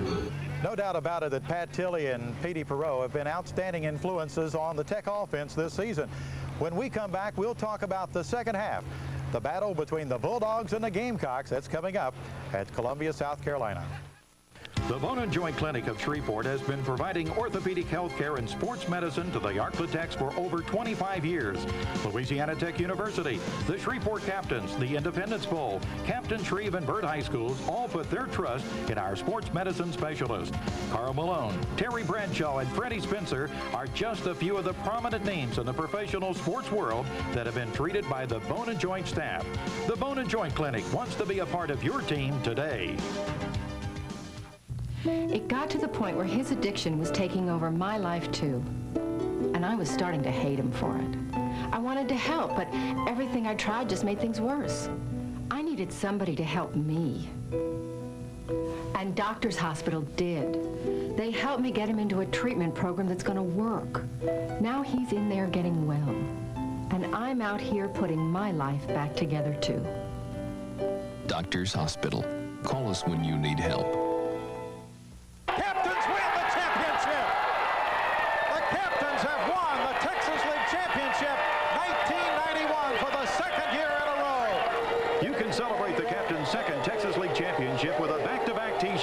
To get your shirt, call 1-800-326-2296. In Shreveport, call 636-5555 or send $15 plus $3.50 for shipping and handling to Shreveport Captains, 2901 Pershing Boulevard, Shreveport, Louisiana, 71109. When you look at Louisiana Tech, you look at a winner. Now, there's a college that has everything going for it. A great academic program, and hey, it's no slouch in athletics either. And Tech is just the right size, about 10,000 students, for the top quality education and research. Yet it's small enough so you can make lots of friends and get to know the professor. So go with the winner. Louisiana Tech University is a great place to spend your college years and make a difference in your future. Well, Joe Raymond, in the second half, it looked like that both teams kind of loosened up a little bit. Did you feel that way? I think we did. You know, they came out and opened it up a little bit more and started out with some, right off the bat with a big play to Brooks, one of the receivers, and we opened it up a little bit, and both offensive units really looked like they were going to move the ball with some consistency. And Sam Hughes came in to start the second half, and I thought he did a good job leading this football team. He really did. Sam did a great job, and problem, I thought Gene was having a problem seeing over the defensive line and wasn't able to see the underneath receivers, but Sam came right in there, as he has many times, off the bench and led the team and did well. Jason Davis didn't play in the first half, but boy, what a second half he had. He had a great second half, played extremely hard, and he's, you know, as we've said and we've seen, he's a quality back that can make a difference in a ball game. You know, I guess one of the big plays, of course, maybe go a little unnoticed, Demise Lloyd going about 95, 98 yards with that interception. Well, if he wouldn't have done that, it wouldn't have had a decision to make whether to go for a tie or the win. You'd have definitely had to go for the win, but when they went for two, and Demise just outran them down the sideline and put us in a position to either go for the win or the tie. Let's talk about that. Do you go for the win or go for the tie? Well, I think in the long run, Dave, I don't know if they'd have let us score. It was some really calls there that I really question. It really hurts me and hurts this more the team than anything else. 7 holding calls against us, none against South Carolina. And but I think for the program, the long haul, this is going to be an SEC team next year, an established team, a team that has played well through the years and beat some things. I think, you know, you don't have a choice but for this football program to give yourself some credibility by coming into their confines and playing and selling for a tie. Well, it was an exciting one, no doubt about it. 12-12 was the final score, Tech and South Carolina. Let's take a look at highlights in the second half. To start the second half, the Gamecocks drive down to the Tech 27-yard line. Steve Wilson stopped that drive with this quarterback sack. Sam Hughes comes in at quarterback for the Bulldogs. On second down, Hughes threads the needle and completes this pass to Gerald Kennedy for 21 yards. On 3rd and 5, Sam has to scramble. He gets enough yards for the first down, but a late flag for holding brings it back. On Tech's next possession, Jason Davis makes his presence felt. Jason gets outside and has nothing but open field for 18 yards. Next play, Davis goes over the right side, this time for 14 tough yards. On 3rd and 4 from the Gamecock 27, Hughes hits Lawrence for just enough to get the first down and keep this drive alive. Next play, and the pitch goes to Jason Davis. Davis goes left and carries the ball to the Carolina 13 for a first down. Gerald Lawrence at running back. And Hughes wanting to throw. Has some time. And looking for time. Now he's going to run it. Now he's going to throw it toward the end zone. Touchdown! Touchdown! Gerald Kennedy. Sam Hughes fired one into the end zone, and the Dogs get on the board on a 10-yard touchdown pass, and a penalty marker has been thrown in the end zone. I'm sure a little too much celebrating by the Bulldogs. Boy, did Hughes ever bury that one in the end zone, though. South Carolina answers with a touchdown, but the big play, Marty Simpson misses the extra point, and Tech still leads 7-6. Jason Davis gets outside for a big gainer, but hold everything. Another late flag. Bring this one back. South Carolina's on the move. 2nd and 8 from the Tech 23. Rob DeBoer tries to go right, but Demise Lloyd is right there to bring him down for a loss of 4 yards. Next play, Demise comes in on the blitz, forcing an incomplete pass, so it's 4th down and Marty Simpson on to try a 44-yard field goal. But it's short and wide to the right, and Tech still has the lead. Tech has the ball at their own 38. Jason Davis takes the pitch, goes right, nothing there. Cuts back to the left side, and no one is there. Davis races downfield for 18 yards. On 3rd and 7, Hughes uses the shovel pass to connect with Gerald Kennedy. Kennedy picks up the first and bowls over cornerback Frank Adams. On 3rd down and 4 from the Carolina 26, Hughes scrambles. He has a man wide open, but Robert Gibson hits Sam's arm. The ball goes up for grabs, and Eric Brown comes down with it and returns it 27 yards. The Gamecocks go on to score a touchdown, and then they decide to go for 2. Brooks will go in motion. Fuller will roll to the right, looking, going to come back to the near side. Stolen, and it's knocked away and intercepted by Louisiana Tech. They can take it all the way, and it's Demise Lloyd at the 40, 35-30, 25-20. He'll get 2 points. He'll get 2 points, and it is 12-9. Demise Lloyd intercepted the football and takes it all the way back about 95 yards. Tech has 3 minutes and 10 seconds to win this game. On first down, Hughes fakes the handoff to Davis. Then it's Corey Parham for a gain of 12 yards. Next play, the screen pass to Jason Davis picks up 5 yards. 2 incomplete passes and a holding penalty set up this 4th and 22 situation. On 4th down and 23, Hughes stumbled as he comes back to throw, throws it upfield, and it is caught by Francis, and a first down at the South Carolina 43-yard line. Brian Francis, the sophomore from Port Arthur, Texas, went high in the air to pull it down out of the Carolina skies. First down, Sam Hughes back to pass. He's forced out of the pocket. Sam gets caught from behind, and his arm is hit, forcing the ball out. But the officials rule Sam was down, but he was also intentionally grounding the ball. That makes it 2nd and 26 from the Carolina 43. Hughes goes to Kennedy for 11 yards. Next play, Hughes hits Paul Bland for 13 yards with 7 seconds left in the game. On 4th down, the snap, the ball is down, the kick on the way, it's up, and it is good. With 2 seconds remaining, Bonio has tied it on a 38-yard field goal. Well, the final score here in Columbia, South Carolina, Louisiana Tech 12 and South Carolina 12. This week's play of the week, it was 4th and 23. The Bulldogs had it on their own 26-yard line. We'll have that coming up next on the Joe Raymond P. Show. My husband was sick. He admitted that. He just couldn't take the idea of treatment because he was scared. Scared of what they would do to him, of what his friends would think if they knew he was in one of those treatment centers. I think that's why he finally agreed to see the people here at Doctors Hospital, a regular medical hospital. Now he's getting complete treatment, and he's just not afraid anymore. Doctors Hospital. Call us when you need help. Tips for staying fit. Hi, I'm R.C. McCoy with the Bone and Joint Clinic. In order for exercise to be effective, it's really necessary for your heart and cardiovascular system to be given a strenuous workout. For that reason, you should know what your target heart rate is. That is, your maximum pulse rate during exercise. Your maximum heart rate is determined by subtracting your age from 220.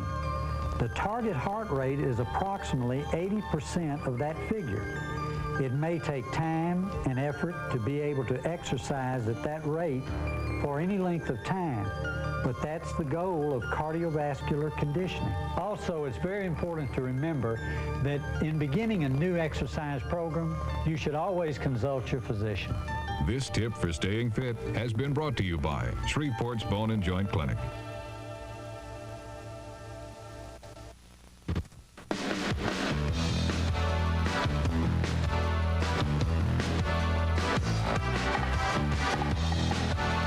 The Joe Raymond P. Show has been brought to you by the Bone and Joint Clinic, Piermont, Texaco, Doctors Hospital.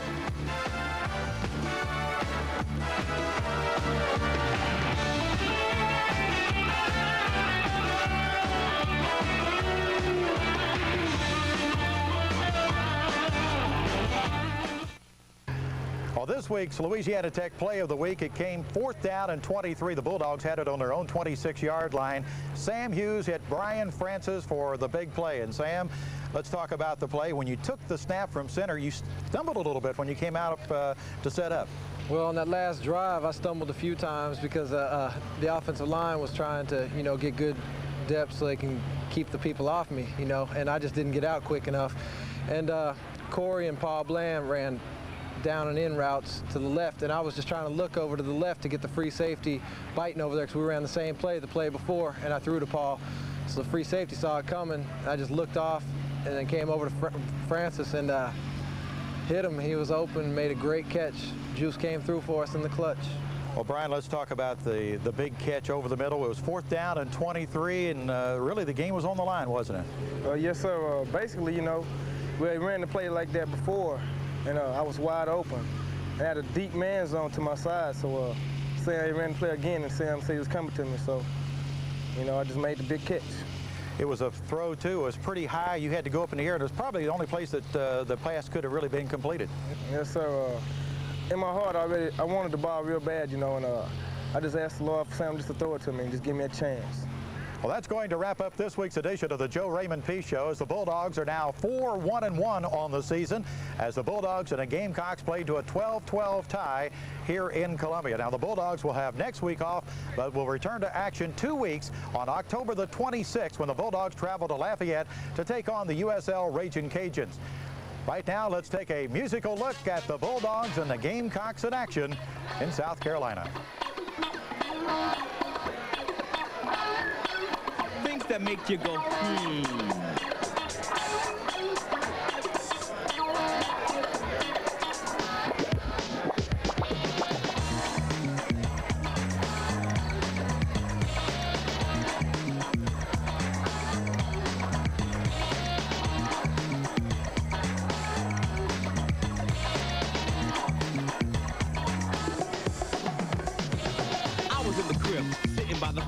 drinking cocoa on the bearskin rug. Doorbell rang, who could it be? Thought to myself, then started to shrug. Got to the door, ding dong, who is it? My girl's best friend had paid me a visit. Fly as can be, tight dress and all. She knew that I was faithful and really didn't have to go. I tried to chill, she made the move. Now I know my girlfriend wouldn't approve. I didn't realize my girl was setting me up. Yo, my girlfriend didn't trust me, no. Yup, but she lost control, I wouldn't take the bait. I said, chill, baby, baby, chill, baby, baby, wait. My girl bust in, caught us creating the boom. She said, girlfriend, things that make you go, things that make you go, hey. Things that make you go, It's the things that make you go, Here's how we started, just an example of how another brother can trample, ruin your life, sleep with your wife, watch your behind. There was a friend of mine named Jay, would come over late at night to say, hey, I watch your fight, I thought it was alright, cause me and Jay, we were really, really tight, so damn close, we're the same. There's good news and there's bad news. The bad news is Ford recently...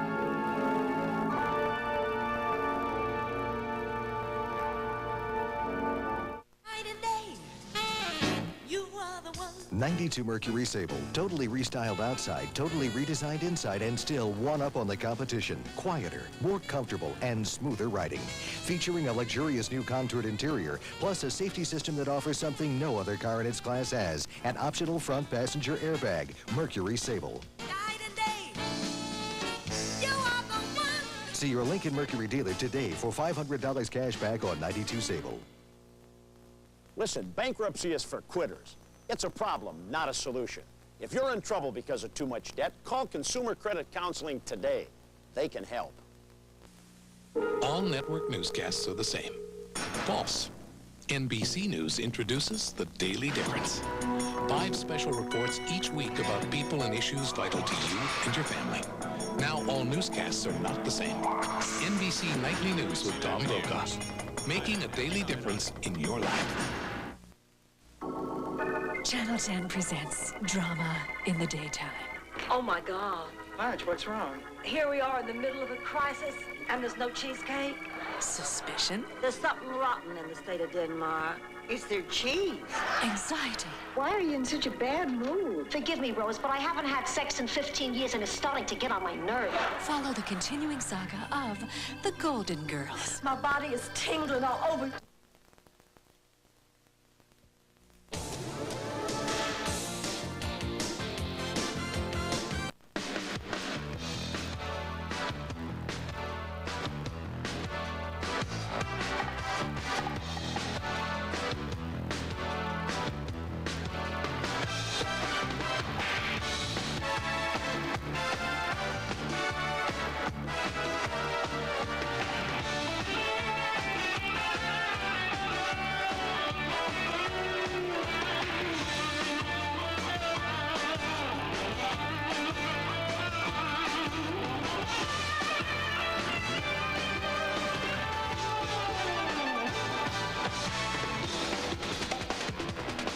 Welcome to the Joe Raymond Peace Show, featuring highlights of the 1991 Louisiana Tech University Bulldogs.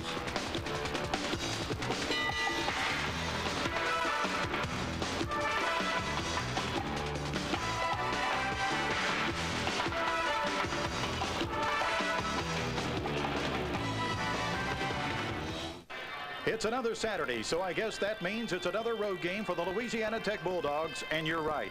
This week, the setting is Cajun Field in Lafayette, Louisiana, as the Bulldogs will meet an old in-state rival, the USL Ragin' Cajuns, in this, the 74th meeting between these two schools. Hello, everyone. I'm Dave Nitz, and welcome to this week's edition of the Joe Raymond Peace Show. Now, both Tech and USL are coming off open dates last week. The Bulldogs are looking to bounce back from a 12-12 tie with South Carolina just a couple of weeks ago. USL still looking for that first win of the season.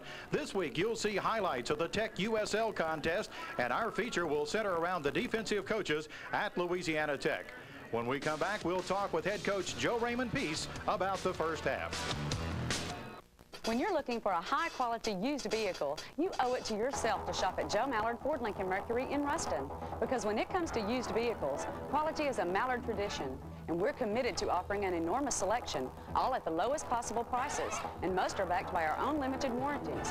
Plus, we always carry a super inventory of like-new, low-mileage factory repurchase vehicles priced to save you thousands. So when you're looking for a quality used vehicle, come to one place, Joe Mallard Ford Lincoln Mercury in Ruston.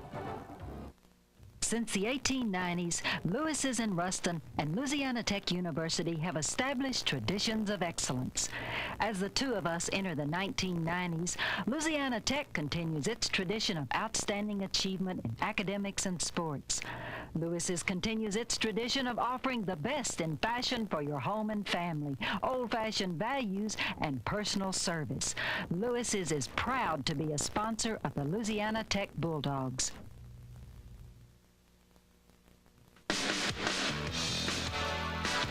Joe Raymond Peace would like to thank the following for supporting Louisiana Tech football: BF Graphics Incorporated, Company Inn of Ruston, A.G. Edwards & Son Incorporated, Executive Sports Management Incorporated, Holiday Inn of Ruston, M&M Printing Company Incorporated, Maxwell's Restaurant, Pabco, Smith Monument Works Incorporated, Trenton Street Cafe, E. Lee Young & Company Incorporated.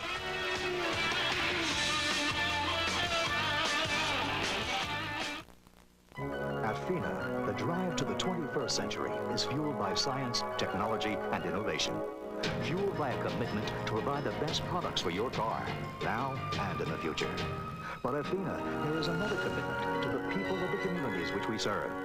To support community services, better education, and a cleaner environment. Because we believe that today's commitments determine how far you go tomorrow. FINA.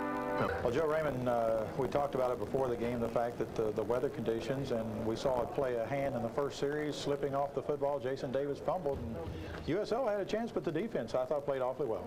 They did. The defense rose to the occasion when he fumbled that and kept them out. And, you know, I didn't think really the field condition, it was a little slick and a little wet, but as the game went on, I didn't think it was really a factor.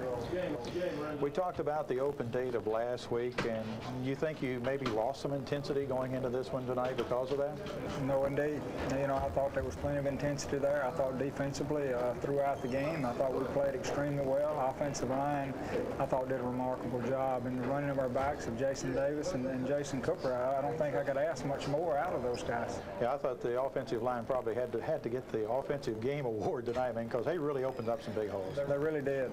You know, we had a challenge put on them because USL were talking how they're going to shut our running game down. So I told them, I said, hey, the pressure's on you, and you're going to have to respond, and they did. Quite a play call on Gene Johnson's pass to Wade Christensen that tied the game. It really was. You know, they were expecting us probably to, you know, come inside on the power or the isolation inside and really caught those linebackers inside, and Gene made a great throw and Wade a great catch. Well, you know, Louisiana Tech and USL, they've played a lot of games over the years. Let's take a look at highlights of the first half at Cajun Field. A light drizzle was coming down as the Bulldogs invaded the swamp in Lafayette, Louisiana. Tech wins the toss and defers to the second half, but USL blows their option as they elect to kick off. Tech's first possession ended with a fumble, giving USL great field position. Second down and 9 from the Tech 20. Lorenzo Baker stops Reggie Hayes for no gain. Fourth down, and the Cajuns are going for it. Reggie Hayes slips the handoff to Wade Butler. It fools our cameraman, but it doesn't fool Demise Lloyd. Butler is brought down short of the first down. Tech's football. The Bulldogs are able to pick up a first down to get a little breathing room. But USL holds, forcing a punt, and on comes Darryl Altick to boom this 50-yarder. Russ Golden, the deep snapper, gets downfield to make the stop on Craig Roberts. USL has the ball near midfield. On second down, Steve Mossick gets the call. Artie Smith makes the initial contact. Then Pat Wilson gets the tackle for a loss of 1 yard. Tech's ball, first and 25 from the Cajun 16. Gene Johnson finds Corey Parham on the right side for a gain of 12 yards. A big third down play, 3rd and 15. Johnson hits Gerald Kennedy across the middle for 18 yards and a first down. On the next play, Jason Cooper picks up 4 yards on the draw. Second down, Johnson completes this pass to Kennedy for 8 yards and another first down. First and 10 from the Cajun 44. Johnson hands off to Kennedy on the reverse. Kennedy gets outside and picks up 16 yards. Third down and 12. The Dogs run the screen to Paul Bland across the middle, good for 10 yards, but not enough for the first down. Chris Bonio comes in to attempt a 37-yard field goal, but Harold Nash blocks the kick, and Charles Poole returns the ball 50 yards to the Tech 36-yard line. That play into the first quarter. It also set up a USL touchdown as the Cajuns led 7-0. USL was flagged for unsportsmanlike conduct after the touchdown. That penalty was assessed on the kickoff as the Cajuns had to kick from their own 20. John Henry fielded the ball at the 9 and returned it 25 yards to the Tech 34-yard line. On the first play of this drive, Jason Cooper goes over the left side for 5 yards. Next play, Cooper goes right for 4 yards. Third and short, Jason Davis follows Shane Benoit to pick up the first down. Second and 8 from the Tech 46-yard line. Davis takes the pitch and goes left for 14 yards. 2 plays later, the Dogs run the reverse. Paul Bland goes around the left side. Quarterback Gene Johnson is downfield, leading the blocking. Bland gains 24 yards. On second down, Johnson finds Corey Parham for a completion of 13 yards and a first and goal at the Cajun 3. Davis and Benoit are lined up in the backfield behind Gene Johnson. And it's Jason Davis. No, Johnson throws over the middle. Touchdown! Wade Christensen, the tight end, gets his first touchdown reception of the year. Well, there was a great play action as Johnson faked to Jason Davis, and Davis played it to the hilt up the middle, and then Wade Christensen just kind of broke over the middle, and he was just wide open. All he had to do was just take it and catch it, and that's what he did. On the kickoff, the Cajuns try a little trickery, but Greg Laxey gets flagged for an illegal handoff, pinning USL at their 2-yard line. This sparked the Dogs' defense. On second down, Warren Brady stops Mossick for no gain. Next play, Artie Smith buries Reggie Hayes for a loss of 9 yards. USL has to punt. Randy Baggett boots a 56-yarder to Paul Bland. Bland loses the handle on the ball, picks it back up and returns it 15 yards to the Tech 48-yard line. On first down, Wade Christensen and Gerald Kennedy open up a hole for Jason Davis. Davis picks up 6. Next play, Davis goes up the middle for a gain of 12 yards. Second and 8 from the Cajun 28. Davis bulldogs his way down to the 20-yard line for a gain of 8 yards. First down, Gene Johnson hits Paul Bland for a gain of 5 yards.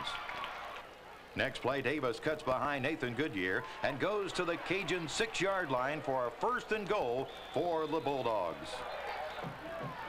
After a quarterback sack, the Bulldogs are unable to get into the end zone. Chris Bonio's 29-yard field goal attempt went wide to the left, and the score remained tied. Well, the halftime score at Cajun Field was USL 7 and Louisiana Tech 7. You know, the defense has always been very aggressive at Tech, and really that has a lot to do with the personality of the coaches. When we return, we'll talk with the defensive coaches for the Bulldogs. Vision. Looking beyond the struggles of today to the promises of the future. Throughout Louisiana, people are turning their vision to the necessity of progress and the fulfillment of dreams. At T.L. James, we're proud to be a part of Louisiana's future. We're building the roads and the bridges that will carry solid industry and solid jobs into our state. We're proud of Louisiana and her people. We're all on the same road to progress, ensuring that today's inconvenience is tomorrow's triumph. Nursing Homes Management Incorporated. Quality care accompanied by superior service. Clean, affordable facilities, combined with a total commitment to the finest in services, make our homes the best in North Louisiana. The Parkview Care Center in Winfield. Let our trained professional staff make you feel at home. Expect the best at Parkview Care Center. Nursing Homes Management Incorporated. Quality care accompanied by superior service. At Joe Mallard Ford, we're excited because Ford has done it again. They've redesigned a car that will compete with the best, with nothing less than world-class quality and total customer satisfaction. The new Ford Escort. This front-wheel drive car has a longer wheelbase for a smoother ride. It has more interior space with seating for 5. Its new design provides better fuel economy and lower wind noise. It comes in a 2- or 4-door hatchback, a 4-door wagon, and the sporty GT model. So come see the new world-class Ford Escort today at Joe Mallard Ford Lincoln Mercury in Ruston. Not in the mood to cook? Come to the cafeteria in Ruston for a good meal at a great price with a relaxed atmosphere. Walk inside and smell the aroma of fresh breads and pastries being baked daily. Once in the food line, you'll discover a tremendous selection of meats, vegetables, salads, breads, and desserts waiting your selection. The cafeteria is open 11 to 8:30 7 days a week to dine in or take out, and groups and tour buses are welcome. Home-cooked meals without the trouble are found at the cafeteria in the Ruston Graham Shopping Center, corner of I-20 and 167, Ruston. Already this season, the attack dog defense has showed its strength. John Thompson is enjoying his second year as defensive coordinator at Louisiana Tech. John knows what it takes to get the dog defense ready for each game. That's right, a good game plan. It's just fun to see a plan that comes together, and you know we work hard all week, and it's just the progression of putting the plan together and seeing our players getting excited about it. You know, coaching is nothing but teaching, and if you can get them excited about what you're teaching and getting them to feel good and feel good about each other, and then to give great effort, you know, and if they do that and they have some fun on the field and we win and things happen that are good and you see these guys going and be better people, better players, that's what it's all about. Jerry Baldwin returns to give his expertise to the defense as the defensive ends coach, in addition to being the assistant head coach. Jerry has been coaching at Louisiana Tech since 1983 and knows how far that program has come. He enjoys seeing the master game plan come to life each Saturday. I think any coach, you know, being able to put a plan together and see the plan implemented and work on the field, you know, that's then to see a young man come in and prepare himself day by day for a game on Saturday, and to see his preparation put into action on Saturday and see him win football games, and to see a youngster thrilled and excited about putting the plan to work and then working the plan, and the results is winning the game, and everybody's happy and excited about that. After coaching the Bulldogs defensive backs to the 20th national ranked in pass defense last season, Gary Bartell returns for his 5th season as the defensive backs coach. He is also in charge of recruiting for Louisiana Tech football. He's been able to use the program's plan for success as a major recruiting tool. You take where we were 3 years ago, and what we've done with the recruiting class, and then, you know, the move to 1A, that was the selling point. That opened a lot of doors for us. We were able to go into the homes and recruit the players that previously we were unable to talk to, because they had their eyes and their goals set higher. You know, quite frankly, they were going to play Division I football, Division 1A football, and we didn't have that to offer them, you know, 4 years ago. But when the move was made, we had that to offer. That opened lots of doors. And then to follow that with the success that we've had on the field, you know, ending in the Independence Bowl berth, that just kind of topped it off. Now you can carry that into the homes and to the recruits, and it's something to sell. And that's what those great players want to do. They want to go play in bowl games. Well, the defense has come a long ways this season. They now rank 44th in the nation in overall defense. They've given up only 6 touchdowns in the last 5 games. You know, that's not really bad considering the opening game against the Houston Cougars this year. When we come back, we'll talk about the second half highlights. That's coming up next on the Joe Raymond P. Show.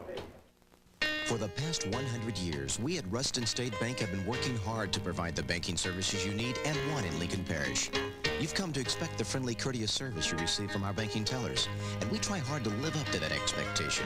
For your convenience, we now offer Saturday banking from 8 till noon at our I-20 branch. At Ruston State Bank, the advantage is people. Our people helping other people meet their personal financial needs. This is our commitment to you.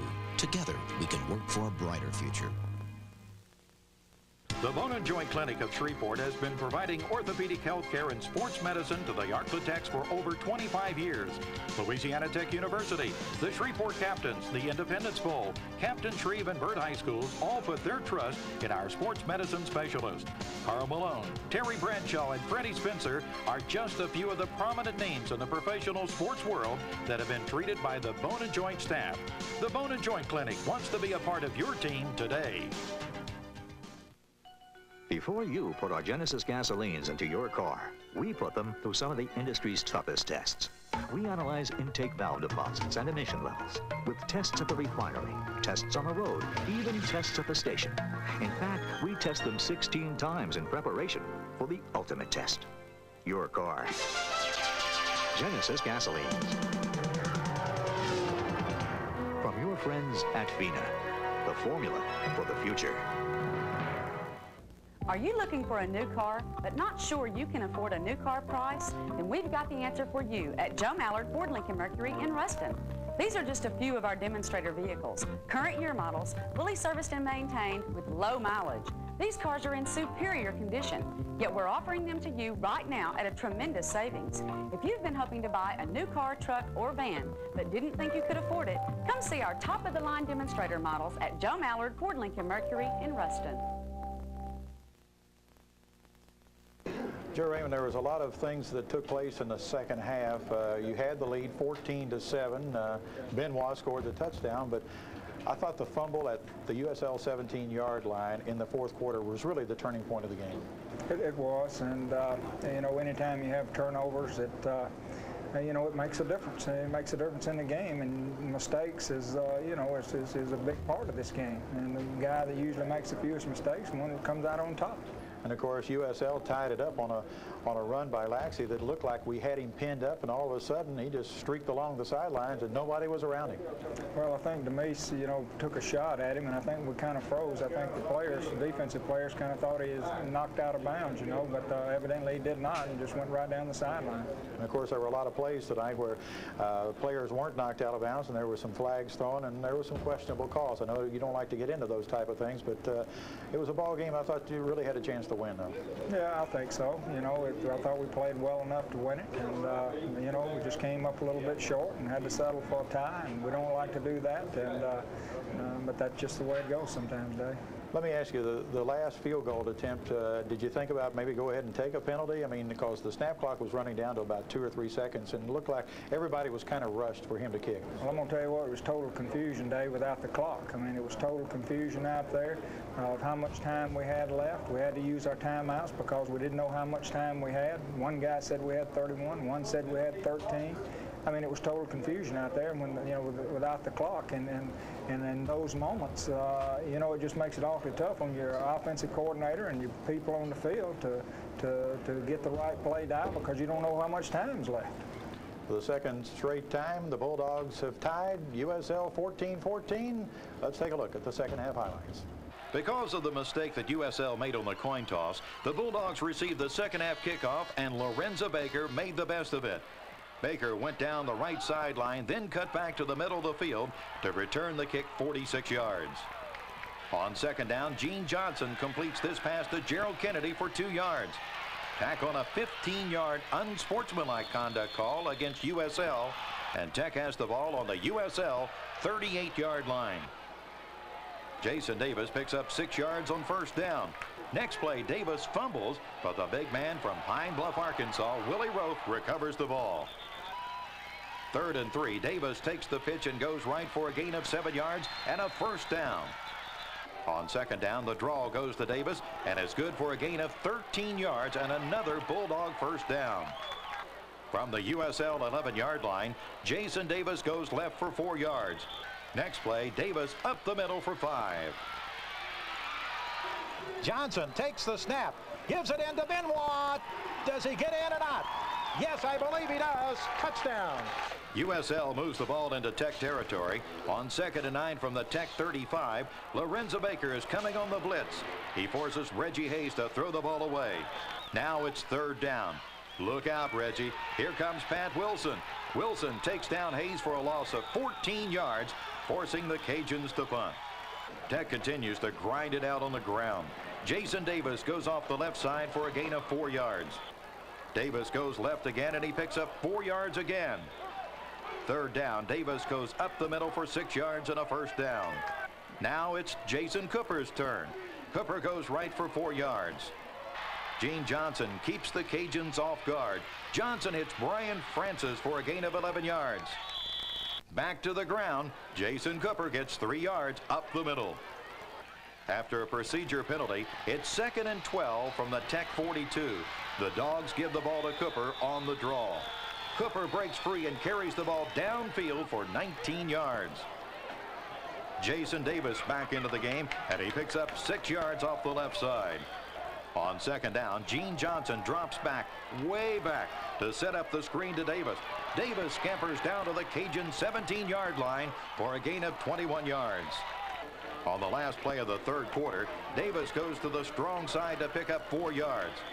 On 3rd down, Gene Johnson, under pressure, gets hit, then fumbles the ball. USL recovers at their own 16-yard line. The defense comes on to do their job.